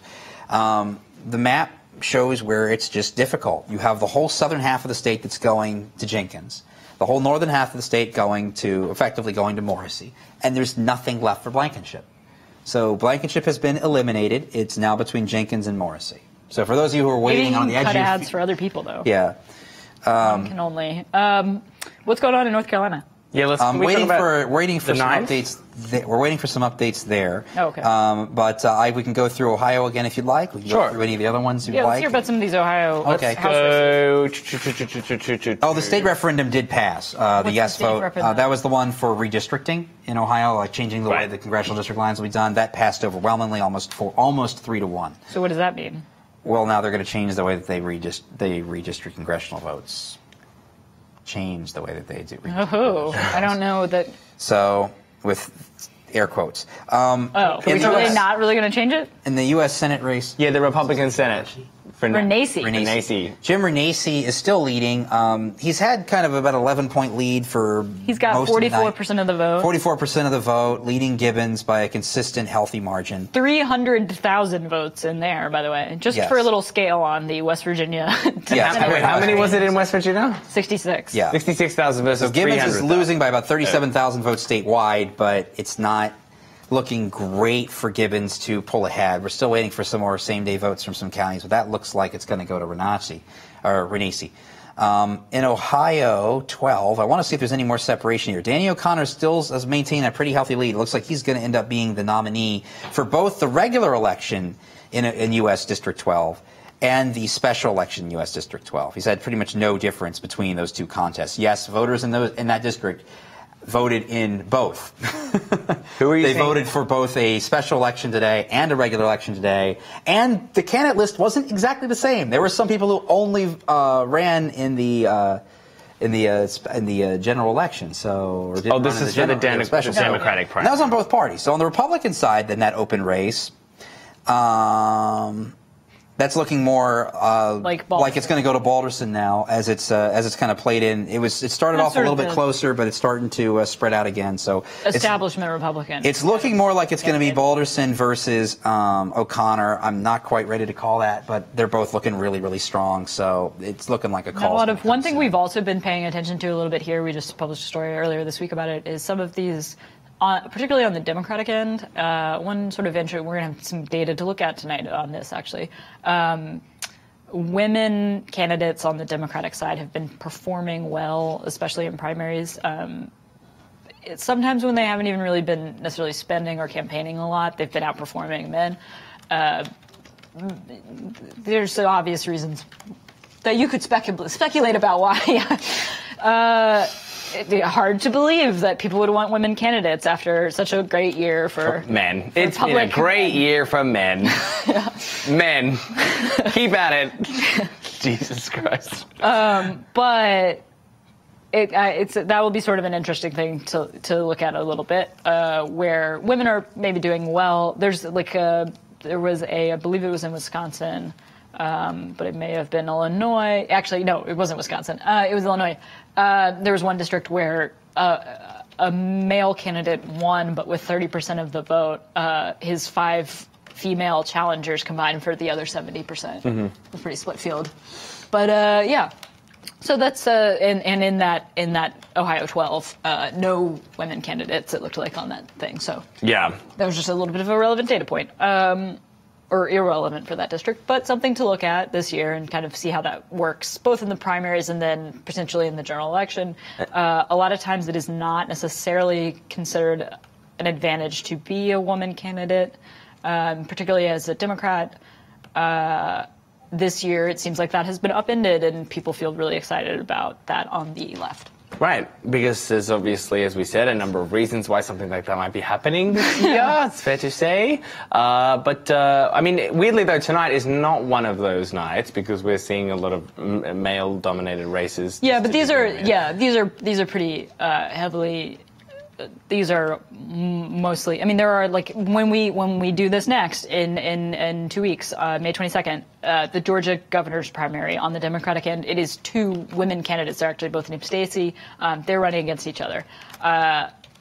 We'll also probably be looking at the Texas, some of the Texas runoffs, where a lot of women candidates have done well on the Democratic end, including Texas 7, where there's been a pretty tense battle there between a candidate Fletcher, who's kind of backed by establishment interests, and Laura Moser, who's been backed by Our Revolution, I believe, but kind of the outside group, more the progressive wing of the party. But yeah, so like next time it will be like a very female candidate heavy. Well, I just wanted to flag, we're covering the races throughout the year as we go on ahead towards the midterms. We're not doing Pennsylvania, Oregon, Nebraska, and Idaho next week, but we will be back the week after that to do Georgia, the governor primary there, the Texas runoff primaries, and Kentucky as well. Then we're coming back in June. We've got Iowa, Mississippi, New Jersey, Montana, California, Alabama, South Dakota, New Mexico. And a lot of these, though, the thing is like it'll be kind of like tonight, where there's a couple tight ones that we're really looking at, and then obviously a large series of races in other states and that sort of thing, because obviously there are a lot of primaries. There's also the Colorado, New York, Maryland, Utah primaries, and Mississippi Senate off on June 26. August 14 will be Minnesota, Wisconsin primaries. August 28. Arizona, Florida. Arizona and Florida in August should be a fun, interesting night. That'll be a fun one. And then my favorite, September 13, New York Democratic governor, where we're going to drink Cosmos all night. Look at those eye rolls. What a Miranda you are. And then I changed my mind. I said he was a Charlotte before. He's definitely a Miranda. Look at him. And then, of course, the big one, Election Day in November, which, like, we need to go all out. I don't know what the budget's going to look like, but I want to spend some money. Let's do it. We're going to, like, have a giant set. I think we're going to build it downstairs. It's going to be great. And the producer doesn't know anything about this, but I've just committed us to that. We're going to spend some money. We are checking in on the results as we go through tonight through Ohio. We've touched in Indiana. We've touched in North Carolina. Can we go back? Can we get those North Carolina results up in the 9th? What's it? Not right now. Not right now. Not right now. Okay. We're still looking at your mic, so we can hear. They can hear you too. So we don't have those North Carolina results right now. We can't do that. So to give just at the top here, basically the outcomes of tonight. Mark Braun in Indiana will be facing off against Joe Donnelly, a very vulnerable Democrat. That happened. Greg Pence will be running for Congress in Indiana as well, the brother of Mike Pence. Kind of a big deal. Elsewhere, Ohio will be Rich Cordray, who a lot of Democrats are very pleased will be the nominee there. Running against Mike DeWine, who's pretty supported. Who's definitely got quite a bit of backing on the Republican end, but is a situation where Democrats feel like there's a pretty good pickup opportunity for them, or at least certainly better than there's been in a while. You'll probably see a lot of energy and money and other prominent Democrats campaigning in Ohio this year. You'll probably see Donald Trump there, I'm going to guess, as well. A lot of stuff is going to happen there, I believe. I think that's a pretty safe prediction. I thought we were told not to predict things. Yeah, we're not allowed. I'm not allowed to predict things anymore after 2016. So Ohio, big source of energy. In West Virginia, Don Blankenship, the man who attacked Cocaine Mitch, probably not. I believe Brayden has said he was mathematically eliminated. Yeah, he's not going to win. He's not going to win tonight. He doesn't have the ability to get it. He doesn't. He just finally won his first county that's stuck with him, which is Roane County, and it doesn't have any votes in it. So there's just no way for him. But now we don't know who it's going to be. If it's going to be Morrissey, if it's going to be Jenkins. So either way, Republicans feel better about Morrissey or Jenkins running against Joe Manchin in the fall, because that is again another opportunity where Republicans could pick up a seat. Generally speaking, these are some of the states where, like in Ohio, Democrats are trying to battle back after losing a lot of ground there to Republicans over the last 10 years. In West Virginia and Indiana on these Senate seats, Democrats are pretty vulnerable and are trying to hold on to those seats. Those will be key seats if Democrats have any chance of turning the Senate. That's like a good sign of how difficult that will actually be. What else? In general, though, tonight, not a great night for like outsider insurgent candidates. It's hard though to keep the momentum up to promote yourself as an outsider when literally the entire Republican Party is being led by an outsider, and kind of they're all, that's the narrative. Yes. You'd think in any normal year we're going to see contrarians coming along, right? Yes. So here the contrarians are the establishment people coming back and saying, I'm going to do things as they used to be done, right? Somebody said to one of our reporters the other day that like on the Democratic end, that Rich Cordray, maybe it's like Rich Cordray is boring, but maybe after Donald Trump was elected, what we want is boring. Right. I never buy that argument, because that's kind of like... People don't vote for boring candidates. Yeah, no, that's like, it would be like, no one's ever like, oh, if only there were a boring candidate. That's really what but I do think that's kind of an interesting theme of things so far, is like, you haven't necessarily seen crazy things happen this year. Because other than, Democrats have done well generally. A hunger for elections, maybe the days of yore is a better way of saying it. People are getting nostalgic for a simpler time. Right. I'm seeing a few places call the Republican Senate primary in Ohio, and we will for Renacci. Are we getting any close? Did we do that already? I'm losing track. Good Lord. There's so many races going. I haven't called it yet, but I need to update and look and see what we've got in terms of Ohio. So he'll let us know. Yeah, I'll let you know. Thank you. Sorry. We are doing governor and referendum and all that other wonderful stuff. So. I just saw him pass by. There's Renacci. There he is. His numbers are going up again. Which county came in? So this is the... Renacci is a very... There are only so many Ohio. Republicans. It's, but that was U.S. Senate. It's, Renacci's won. So there you go. We can confirm with... busy looking at West Virginia, these counties, so... Renacci is one of these guys who actually is really hardcore supported Trump. He has really pitched himself as like a very pro-Trump guy. That's sort of been an interesting thing. That's something that will come up like later this summer when we do the Florida governor's race. There is Ron DeSantis is running in that race. He has kind of pitched himself as more of a Trump guy, and that's kind of an interesting, how that plays out over the next year. Like, how pro-Trump can you be? Is that something that Republican primary voters want, or are the primary voters that come out more like a little bit more party over Trump? That's sort of an interesting. But Sherrod Brown isn't exactly kind of like, your standard never Trump resistance Democrat, right? He's got some positions of his own that also put him in the political center or towards the right, especially about trade, correct? Well, trade doesn't quite graft on to like a left-right divide. Because, you have... That's true. No, that's true. Well, that would rather put... I wouldn't say that. I would say then would put him more in line with president. Trump. Yeah, yes. And I think much better. You definitely would see, Warren, like, if you asked Elizabeth Warren and Sherrod Brown and Bernie Sanders about certain kinds of tariffs or certain kinds of trade policy, they would probably espouse views that are somewhat more in line with Trump there. Mm-hmm. I'm sure they would be critical of Trump in different ways, and I don't know, I can't remember exactly how they came down on these tariffs from a few weeks ago. But that is a place where you see sort of more of a populist consensus there, and then you see, trade is not an issue that polls. The sort of like liberal conservative consensus for a long time was that free trade was a core American political, premise basically, a foundational premise, and that is something that's been undermined, I think, a fair amount in the last few years by the sort of an ascendant left that's more critical of those trade policies, and then also Trump's rise on the right.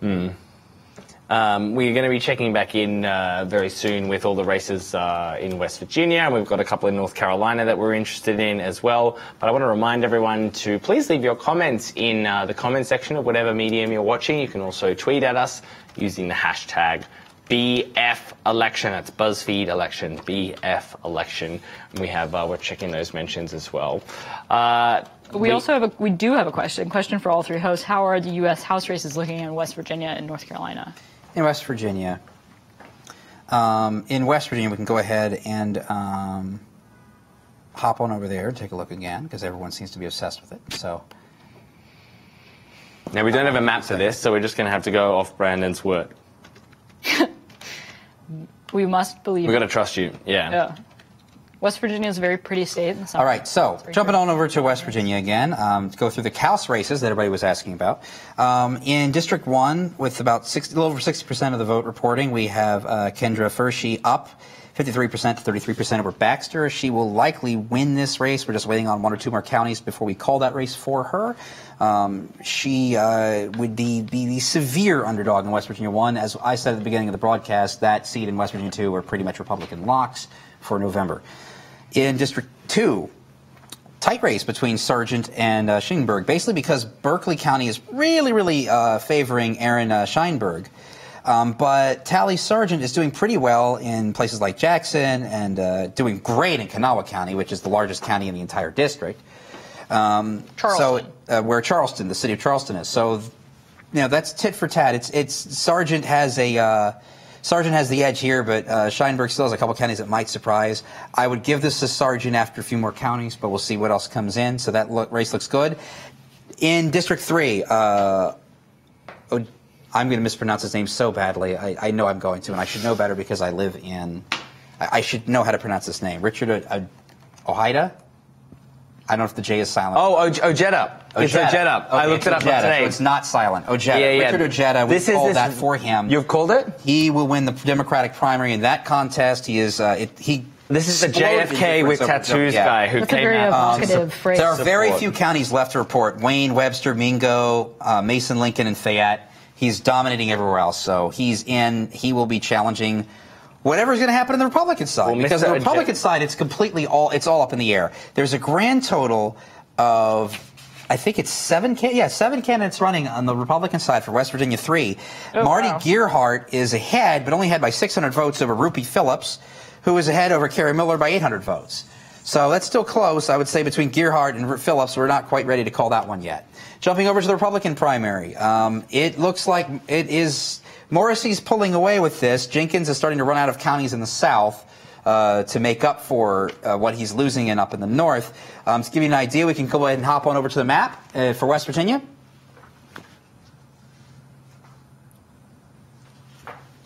There it is. Now you see, there's more up here than there is down here.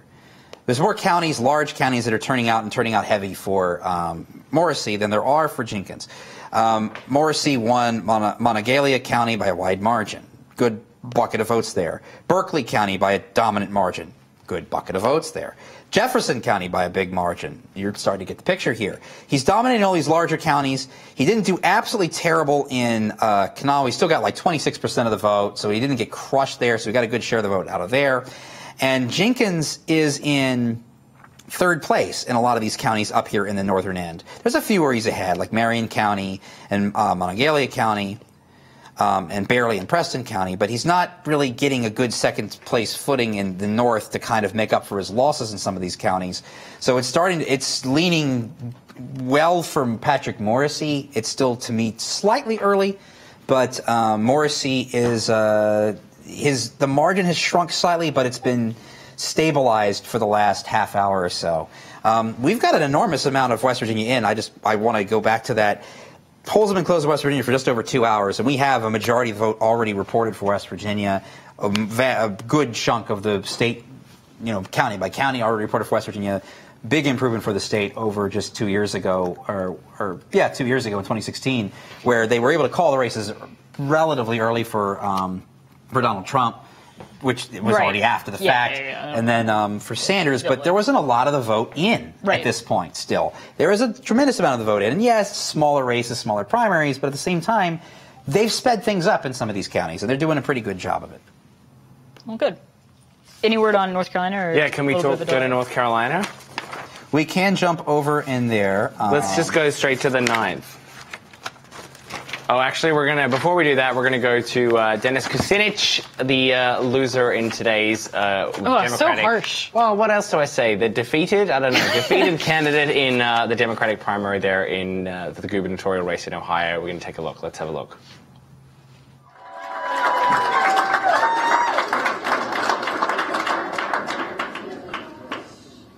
First of all, I want to thank my wife Elizabeth for everything that she had to put up with in this campaign. And I want to thank my running mate, Tara Samples, who I could not have had a better running mate.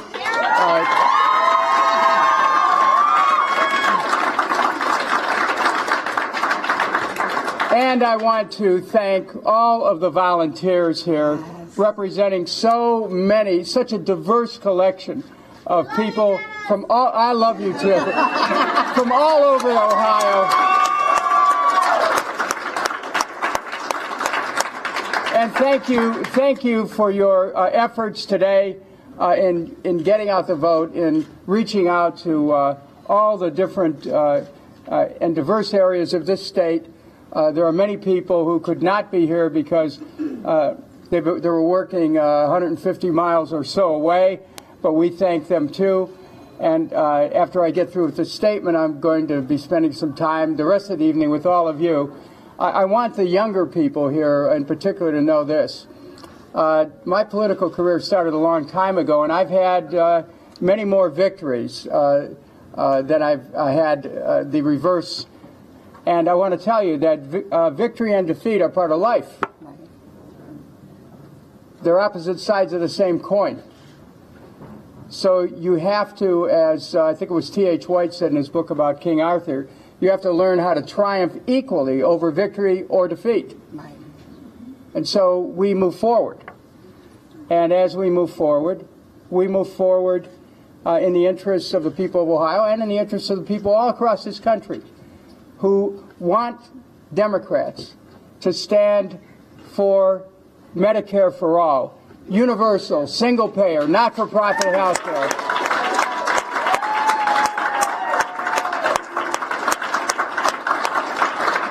All across, across the state and certainly across the country, Americans want Democrats who will stand for clean air and clean water, and we don't have to choose between pollution and jobs. We're moving towards sustainability.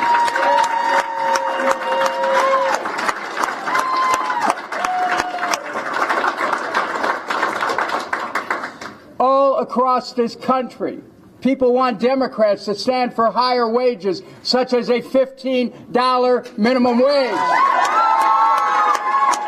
All across this country, people want Democrats to stand for at least 2 years free college. All across this country, people want Democrats to stand for public education once and for all. People want Democrats to stand for criminal justice reform once and for all. People want jobs, not jails, and they want Democrats to stand for jobs, not jail. And everywhere, people want safer neighborhoods. And I am convinced, in talking to people across this state, that people want Democrats who will stand for safer neighborhoods and who will stand for getting rid of these assault weapons once and for all.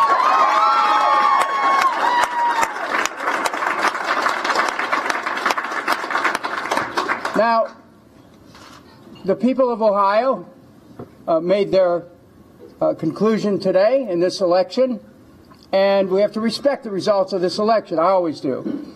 We respect the results of elections when we win or lose. I want you to know that about 15 minutes ago, I contacted Richard Cordray, and I congratulated him on his election. And I think that all of us here should join in congratulating him on his election.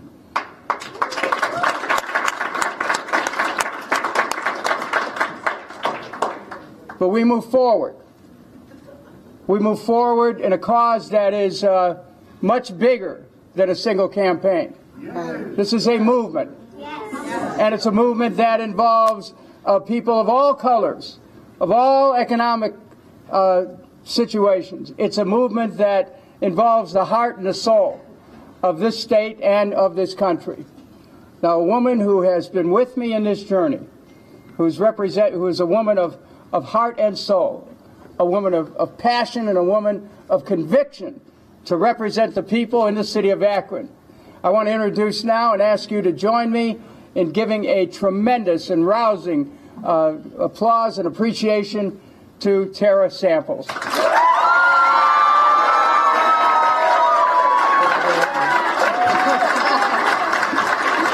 Thank you. Thank you.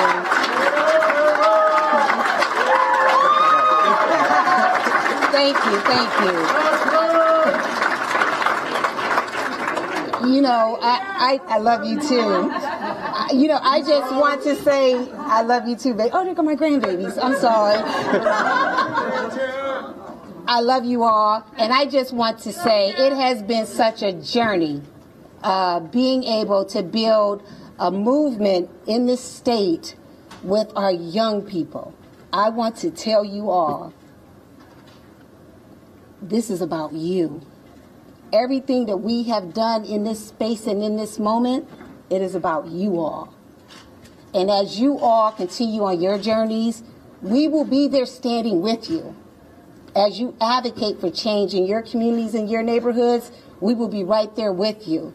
This is your moment of your time, and we are just honored to be on this journey with you. This is not a loss. I need y'all to understand that. This is bigger than just Dennis and I. This is about you all. And we will be there with you every step of the way. There's an election every day. Remember that. There is one every day. And we continue to fight. We continue to knock doors. We continue to go out and galvanize and energize and find those people who want to step in this space, who want to lead, and we support them in it. So I just want to say I thank you all, and I love you. I love you all for knocking on the doors that you did. I mean, just to see so many people of all walks of life step on into this journey with us, my heart is full, and I thank you all. And Dennis and I are really brother and sister. We just wanted to wait. And I tell you, I truly care and love Dennis and Elizabeth, and they are our family now. And it's because of all of you. We traveled this state and talked to people of all walks of life, and we built a relationship in doing that. And it's a forever relationship, and this is what it is all about. This is what it's all about. Well, that was the defeated candidate's party there in Ohio, but now we're going to go to the victor's candidate, Richard Cordray's party in Ohio, and I believe he's speaking now. Let's take a look. Thank you, thank you, thank you. And I have a few thank yous I want to give tonight. First, I'd like to thank my partner and running mate, Betty Sutton.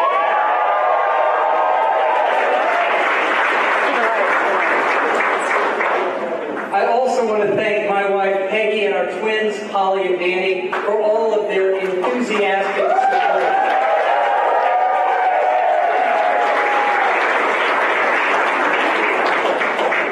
I want to thank our marvelous campaign team that inspired me and carried me through this primary season. Thank you.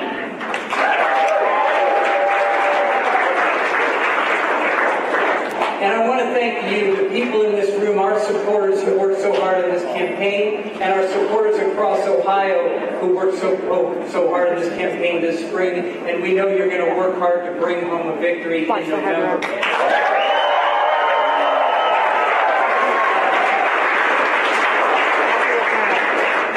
I also want to thank the other candidates in this Democratic primary race. They led with their hearts, they fought for every vote, and they conducted with me a dignified campaign that respected the voters and debated the issues, and I thank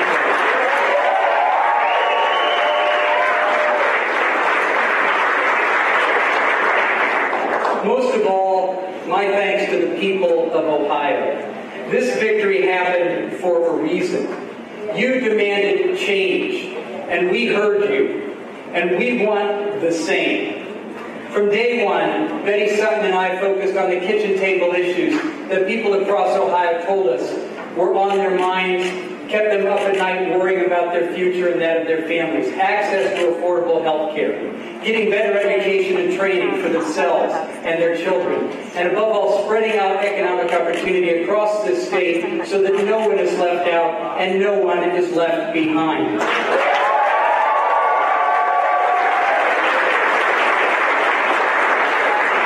So this campaign is going to be about you.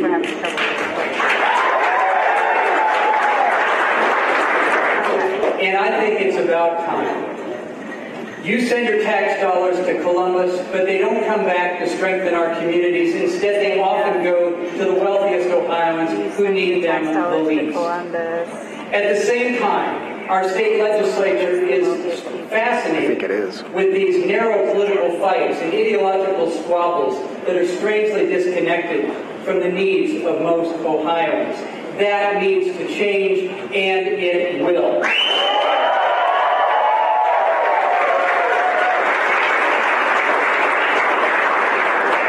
I congratulate Mike DeWine tonight for winning one of the ugliest campaigns I have ever seen.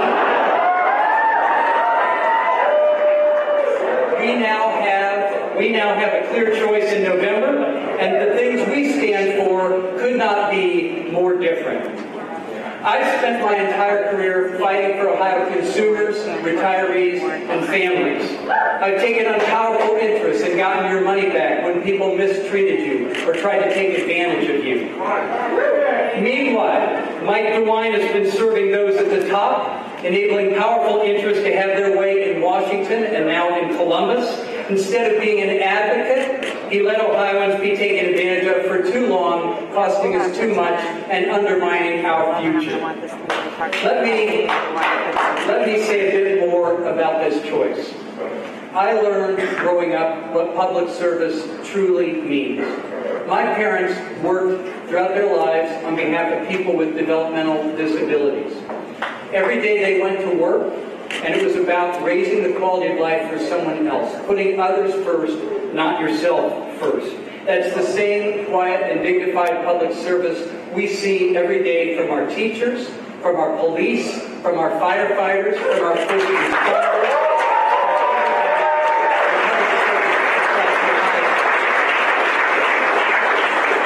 So I've devoted my years in public service to giving people a voice, to standing on their side to see that they're treated fairly, that they're treated with dignity and respect.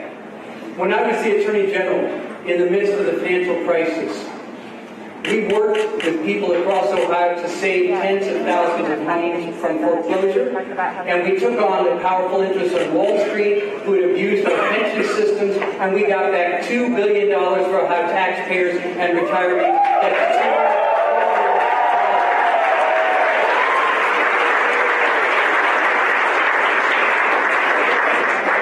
President Obama named me to be America's consumer watchdog, to give people a voice and fix their problems when nobody would listen or give them the time of day. And we took enforcement actions that put $12 billion back in the pockets of 30 million Americans, including many, many Ohioans.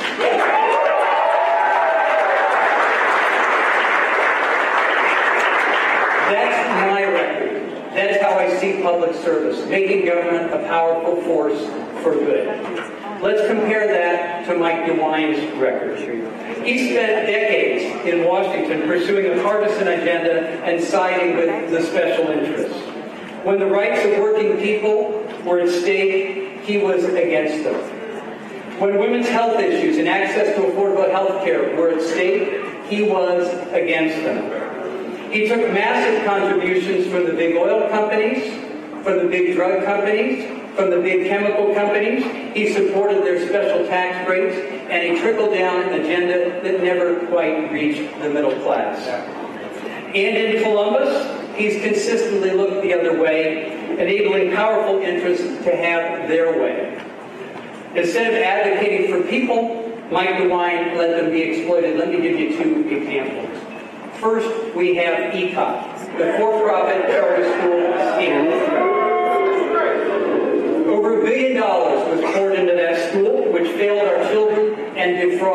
taxpayers. The CEO contributed millions to Republican officials, including Mike DeWine, who did nothing to hold them accountable. Now the CEO lives in his $4 million mansion in Key West, Florida, paid for with our money. That is wrong.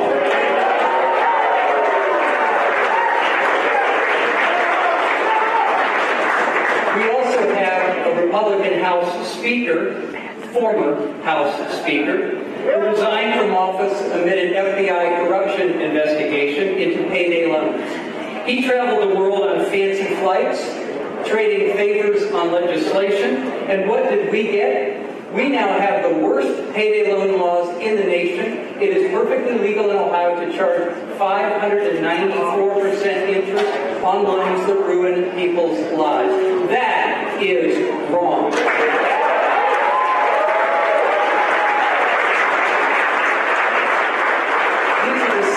Predatory lenders I had fought for years while Mike DeWine said and did nothing to stop them from abusing people.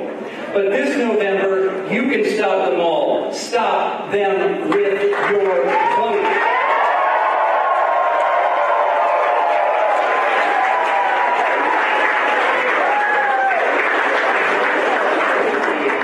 Now, Betty Sutton and I have a very different vision for Ohio. We will focus squarely on the issues that matter most to people. We will lead with firmness and resolution. We will fight fiercely for Ohio, and we will work together to get things done. Here is what we promise. We will help our homegrown small businesses grow and create jobs in our communities. We will deliver infrastructure that builds and rebuilds the essential foundations of Ohio. We will strengthen education for all of our young people to have solid paths forward into the future. We will improve health care, protect the Medicaid expansion, and get the resources we need to fight and win the war against opioid abuse in Ohio.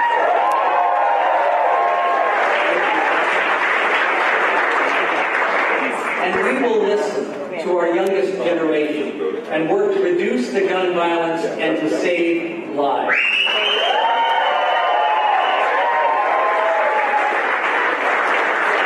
We will establish criminal justice reform to stop warehousing addicts in our prisons, which costs us dearly. Well, there was Richard Cordray, the Democratic winner in the Ohio gubernatorial race there for the primary, we should say.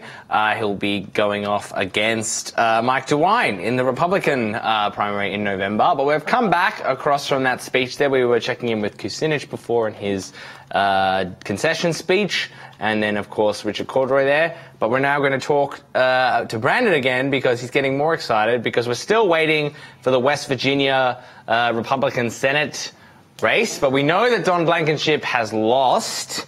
But who is winning? No Blankenship. Yes, no Blankenship. There's going to be no Blankenship. He's been mathematically eliminated for those who zoned out or then came back on. But Morrissey and Jenkins, they're still kind of battling it out. Now, I think at this point, Morrissey's going to pull this out. Now, here's why. Let's come over to the map for West Virginia. We're going to the map. Where's that over there? All right. Here's why. Again, all these southern counties are starting to run out. We're starting to have these votes kind of pile in. Kanawha County is now nearly all in. And even that wasn't a big victory for Jenkins. He should have gotten a much bigger share of Kanawha if he really wanted to hold into this. We're still waiting on a few counties like Fayette, Lincoln, Wayne, and Mingo, but these counties aren't going to have a tremendous number of votes. There's still a possibility that this holds Jenkins in here, but as every single one of the northern counties is going to Morrissey, and there's still some votes left in some of these larger, somewhat urban or exurban counties still left to come in. Morrissey still has the upper hand here. Now, I don't know what's going to happen right in the middle of the state. I'd like to see how far this line goes down. If these counties start to go either to Blankenship and Jenkins is in second place, or Jenkins is winning some of these and creeping northward, there's a chance that he holds on, and it has tightened up a bit. Like, it's now about a 7% race. It was a wider race just about, I would say, 15, 20 minutes ago. It's about a 7,500 vote lead for Morrissey right now, with about 70% of the vote in for West Virginia. It's looking good for Morrissey. There's still a chance for Jenkins. And I know that people like to just know and get a thing, but there's still too many counties left out for me to definitively say, yes, this is absolutely Morrissey. He's favored here right now, in my opinion, but it's way too open here. There's still plenty of places that could theoretically help Jenkins out where he could end up winning barely in West Virginia. One thing I forgot about Morrissey is that he's from New Jersey and lived in New Hampshire and I believe Maryland for a while, which undoubtedly will come up later this year. I am sure it will. I am sure it will.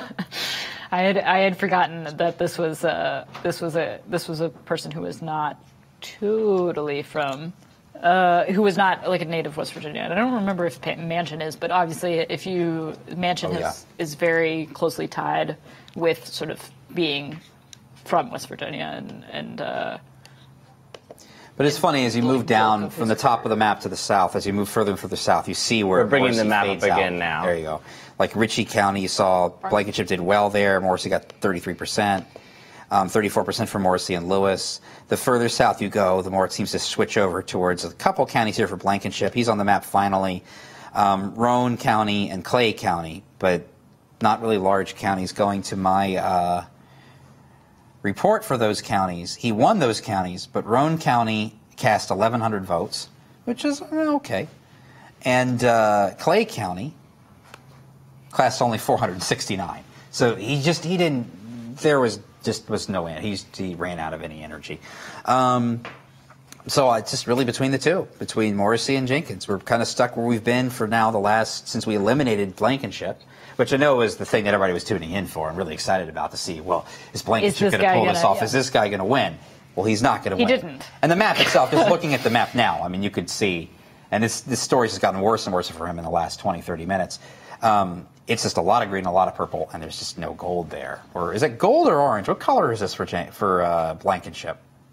What color do you guys go with? Is this orange? Orange was Blankenship. Orange. It's like an orange color. Okay, it kind of looks golden. Orange gold. When it was that whole Ohio map, it looked very gold to me. Yes, that was a very beautiful map. In fact, we can go to while we have maps up, we can go ahead and go back to look at those maps for Ohio, and it is kind of comical. Cordry's domination is just... Oh, yeah, let's bring up these maps. This is... Cordry's domination is thorough. Cordry won. He won pretty much every single county.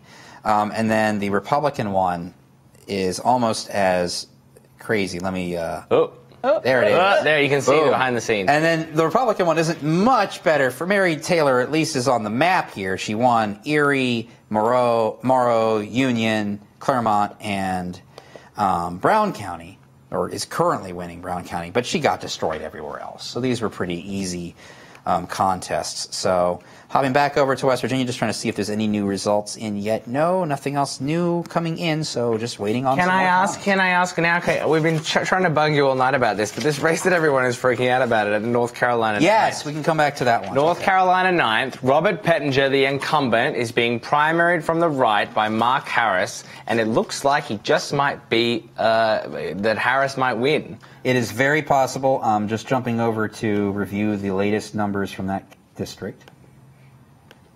It's close, but it's very, very close. But Harris has, with nearly all the precincts reported, Harris has like an 800 vote win right now over Pettinger. And Pettinger barely won 800 over votes Harris. Isn't a lot, though. Pettinger barely won over Harris. Yes, out of 35,000. Pettinger barely won over Harris in 2016. So it's like one of these. Right. It's one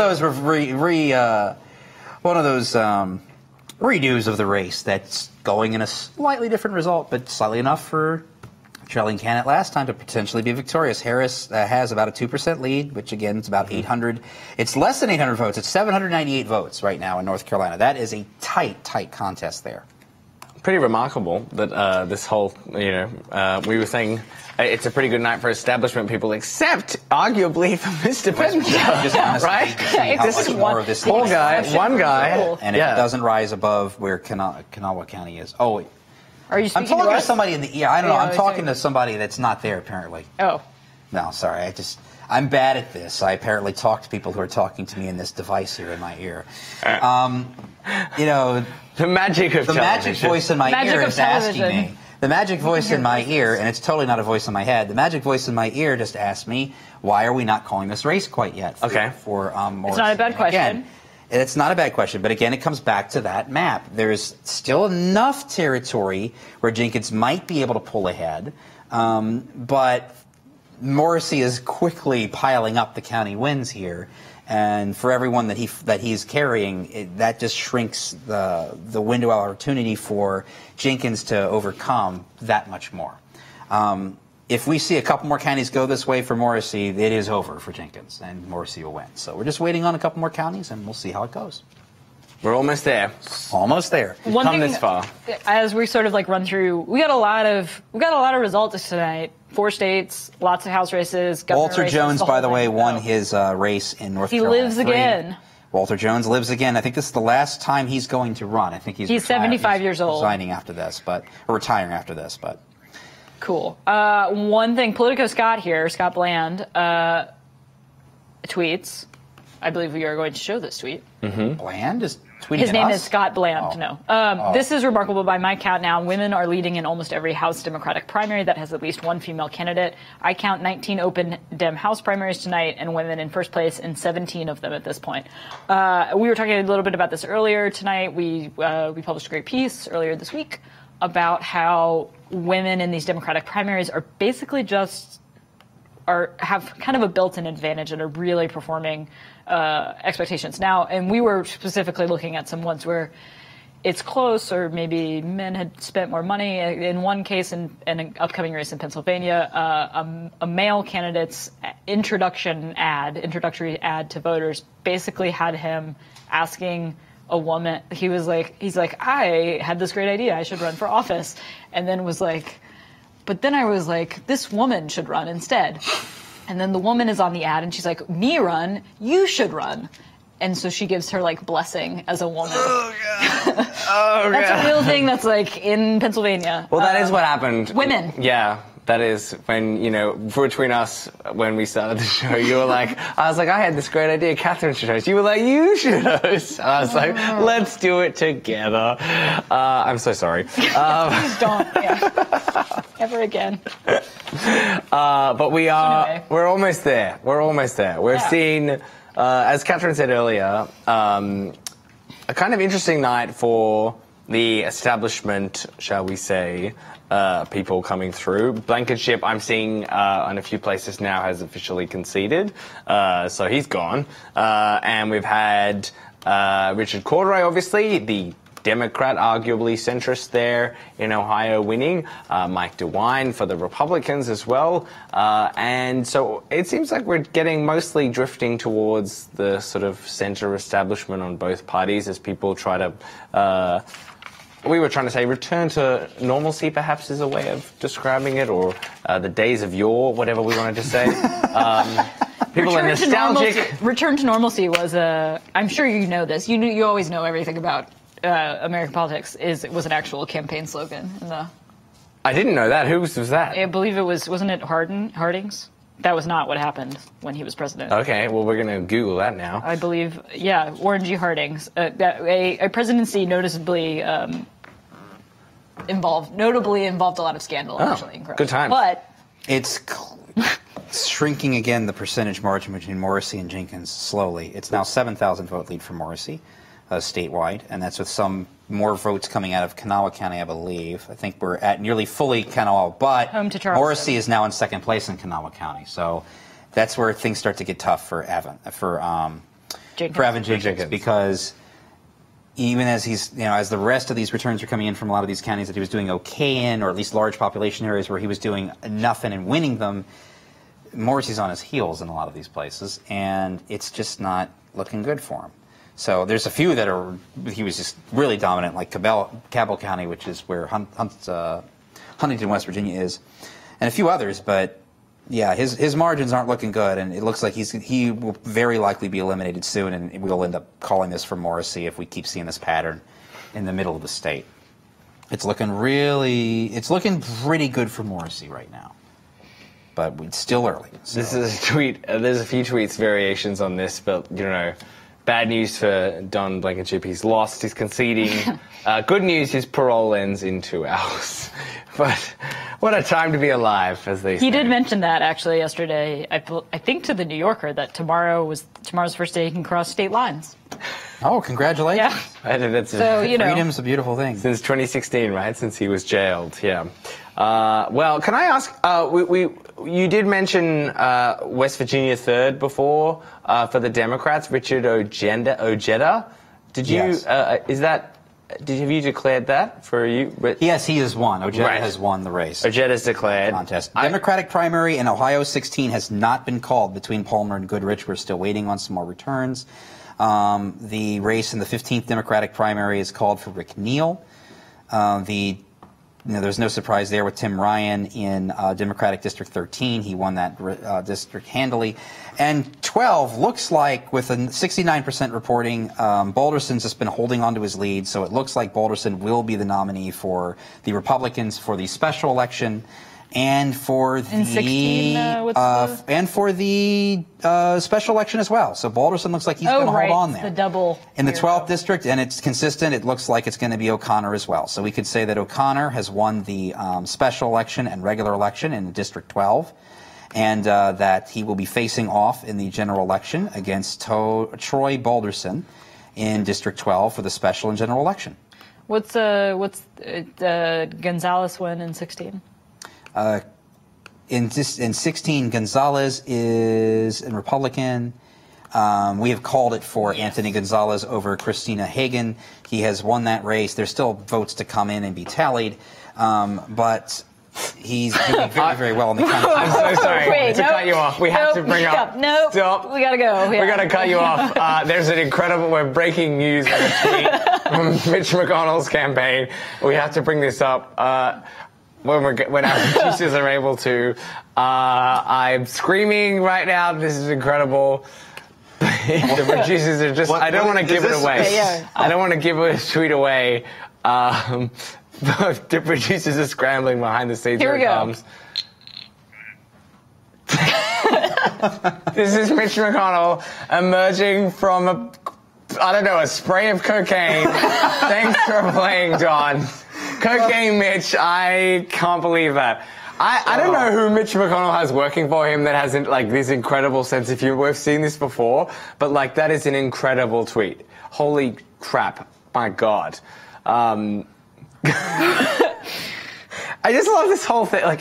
If there were anyone who would be less on cocaine, it's Mitch McConnell. That's true. The slowest speaking man in the world, and I don't know. Very subdued. Yeah, that's incredible. Wow. I think the whole Don Blankenship thing was probably worth it just to get to that tweet. Just to get to that tweet. That was amazing.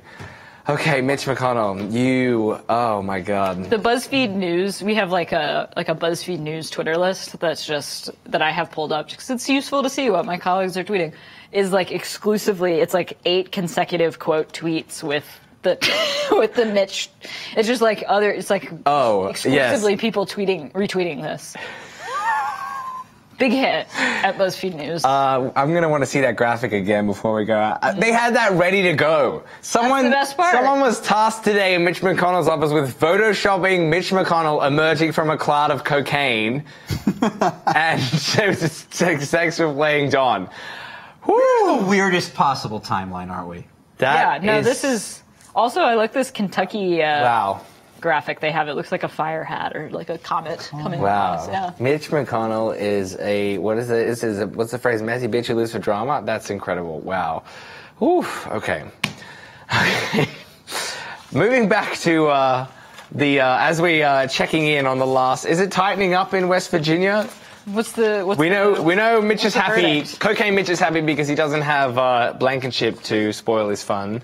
But who's he going to be facing? Who's he going to be having to support Well, it is slowly shrinking. It's now a 6-point race between Morrissey and Jenkins. Jenkins keeps slowly climbing. It's now down to just under 6,900 vote lead for Morrissey. That number just keeps coming up and I just get so mad every time I have to say it.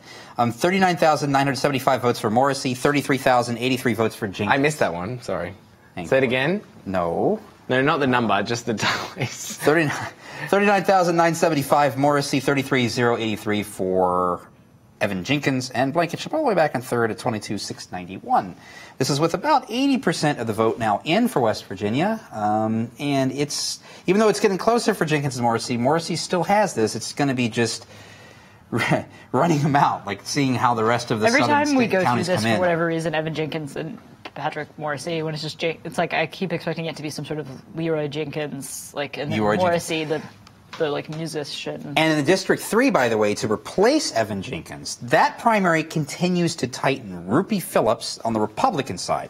Rupi Phillips is locked in a pretty tight fight with Marty Gearhart. He is leading Marty Gearhart right now by 179 votes in West Virginia 3. So we will keep watching. This feels like one of those ones where no one was quite sure who. No, yeah, I think no one really could. There's always, like, when you go to vote and there's those lower ballot races and you're like, oh, I don't really. Not sure who these, like, judicial candidates. I don't know if you. I guess you wouldn't have voted in New York, but like, oh, I don't. Well, I also can't vote in this country, so yeah, you can't. You maybe haven't had this experience, but people. This was my theory always with when those pictures on Election Day where Trump was like looking at Melania's thing. Was that people were like, oh, he needs to like copy off hers, or like, you know, he wants to check, like literally, like, what is she doing? Like weird referendums at the bottom of the ballot. There's a lot. You guys vote on a lot of stuff. Yeah, you vote, maybe too much. You gotta be an informed voter. Study up before you go. Yeah, I think you have. It's kind of weird. When people are busy, it's understandable.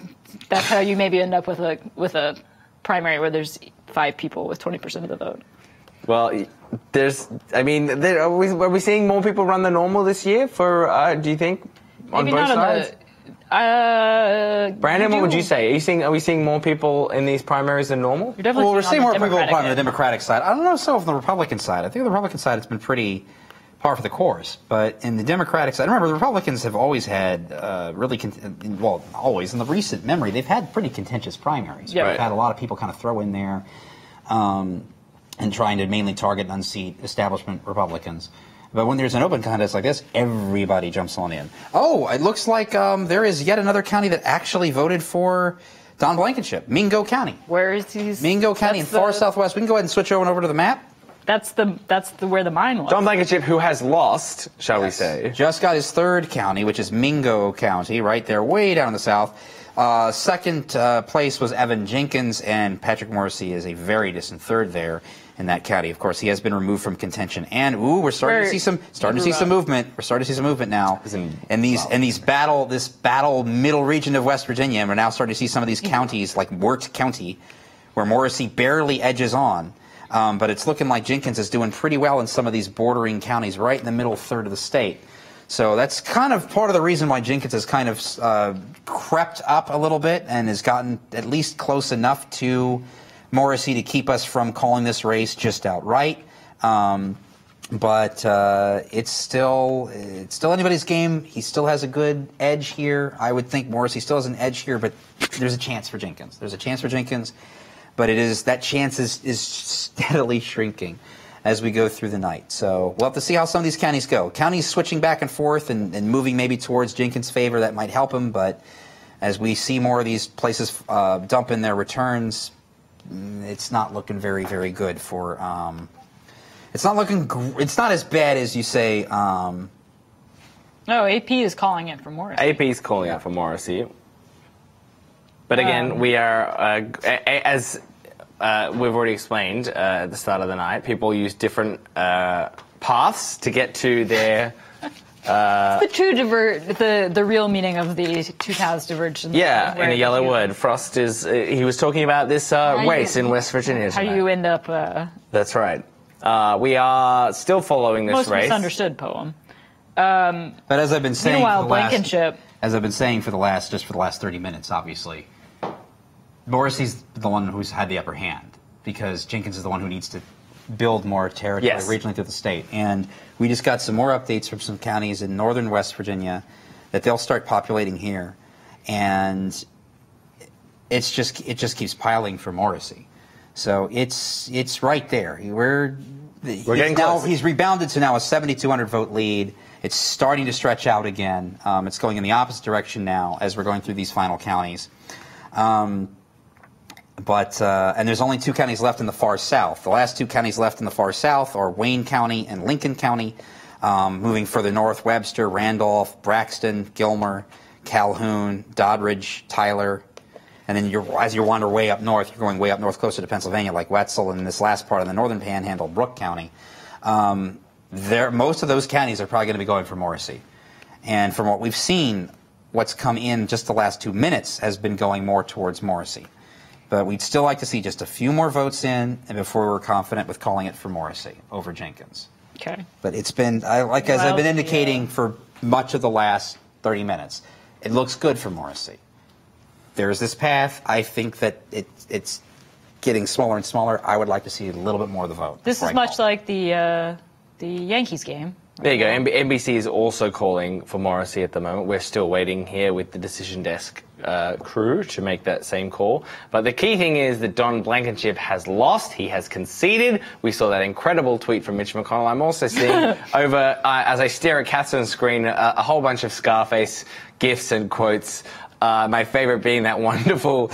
Remember, McConnell shot all that B-roll footage that for like his super PACs that he put out there in the wilderness on YouTube, where he's at the desk, kind of. If we take my solo cam, I'll try and do my best. McConnell being like, just like smiling face, like. And there was one of those saying, "Say hello to my little friend," as he's sitting there. That's my Mitch McConnell. I feel like that's not worthy of how funny this is. I can't do it. I'm a mess. But this is like Mitch McConnell's. No, not your. That was good. Very funny. Thank you.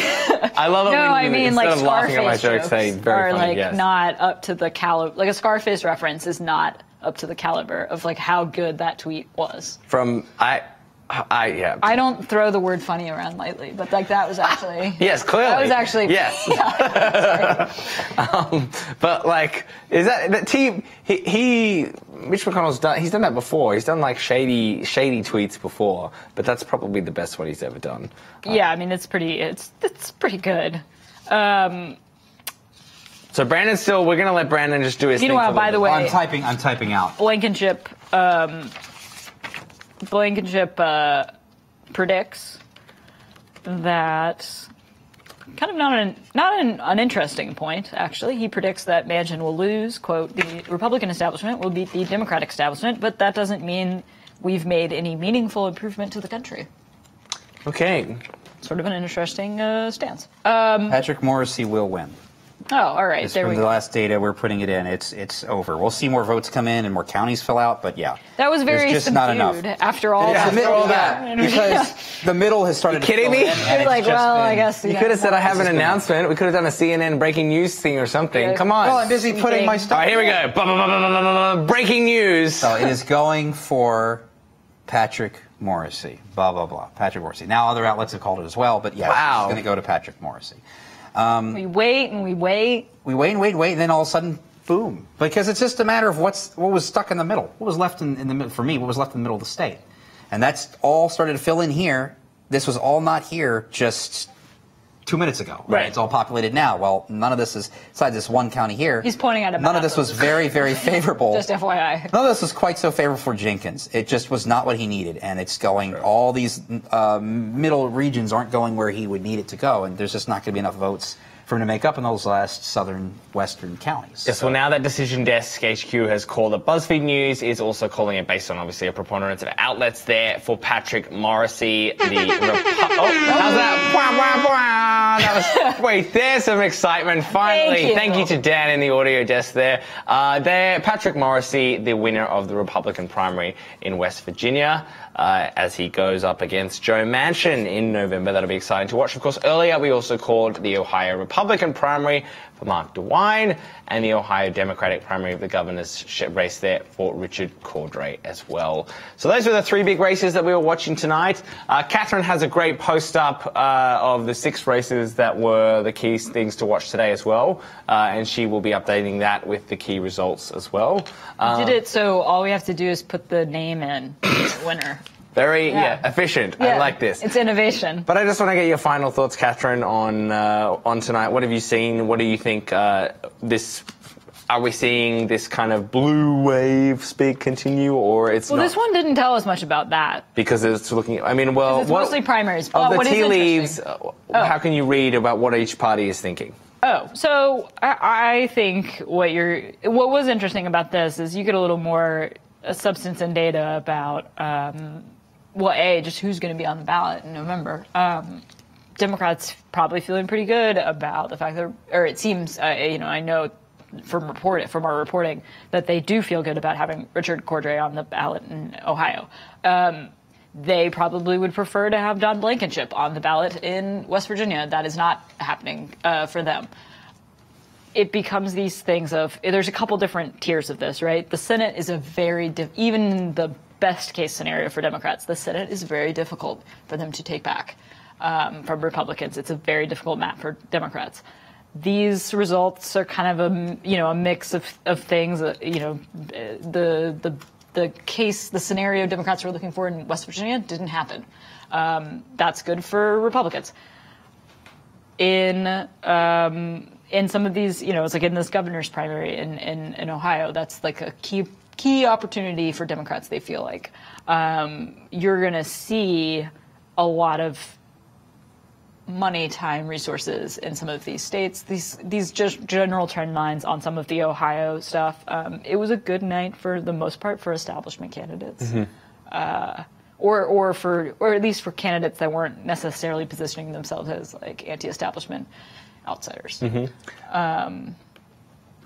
Brandon, what about you? What do you think of as you're looking at the results tonight? What are your takeaways?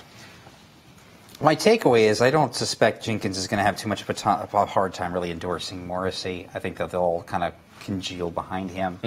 I think that this helps the Republicans of West Virginia 3. Primarily, speaking of which, we still don't have, to go back to our returns in West Virginia 3, we still don't have a call in West Virginia 3 on the Republican side for the primary. We have 70% of the precincts reporting Ruppy Phillips and Gearhart, but they're still in a tight race. It's slightly widened for Phillips to 200 votes now, but it's less than a percentage point. So that's still a tight race there. So we don't even know who the Republican's going to be in West Virginia 3 right now. But the Democrats got their preferred candidate absolutely in West Virginia 3, so maybe they'll do pretty well there. In Ohio, most of the candidates we expected to win have won in their primary races. I was kind of interested just to see, because I'm always amused when states or counties list the same exact race but twice because there's a special election to fill or there's some interim race that they have to cover for the exact same territory. So I always like to see if there's like a really big difference in the vote count at all between, especially if it's the same group of people running, which was the case for the most part in Ohio 12. It was nearly the identical list of people. There was like one or two more in one of the races or the other. No real difference in outcome. But sometimes you see it kind of get a little bit goofy. So that was kind of interesting to me. The gubernatorial contests, obviously the Republicans I think the Republican establishment wanted Mike DeWine. They got Mike DeWine. They wanted the guy that they're going to get. And then the Democrats got who they wanted to get, which was Cordray. And Cordray vastly overperformed the polls we saw the last few weeks. It is a considerably dominant number that he got. So. Well, I will say the whole night has been building up, of course, and we're going to take a look at it one more time to that incredible tweet from Mitch McConnell's staff. Team Mitch on the loss of Don Blankenship there. Cocaine Mitch, thanks for playing Don. And because this is BuzzFeed, we are going to tell you exactly where that came from. Look, it is a tweet from the Netflix series Narcos. So about Pablo Escobar there, surrounded by cocaine. And there's Mitch McConnell, also surrounded by cocaine. What a time to be alive, ladies and gentlemen. Thank you very much for joining us tonight. Well, thank you, Catherine, as always. You're welcome. You are a font of knowledge and wisdom and occasional laughter at my jokes, so thank you. And Brandon, thank you for, bringing us screaming results to us as they come in. Yes, of course. I love doing this. It's my favorite part of doing all of this. We love having you. We're going to be back. I told everyone we've got all those races coming up. I want to say thanks to Catherine and Brandon, to our reporters in the field, to the crew who have been standing here for hours as well, and of course all of you for joining us. Please be sure to join us again in 2 weeks as we cover Georgia's governor's race. I'm David Mack. Have a wonderful night.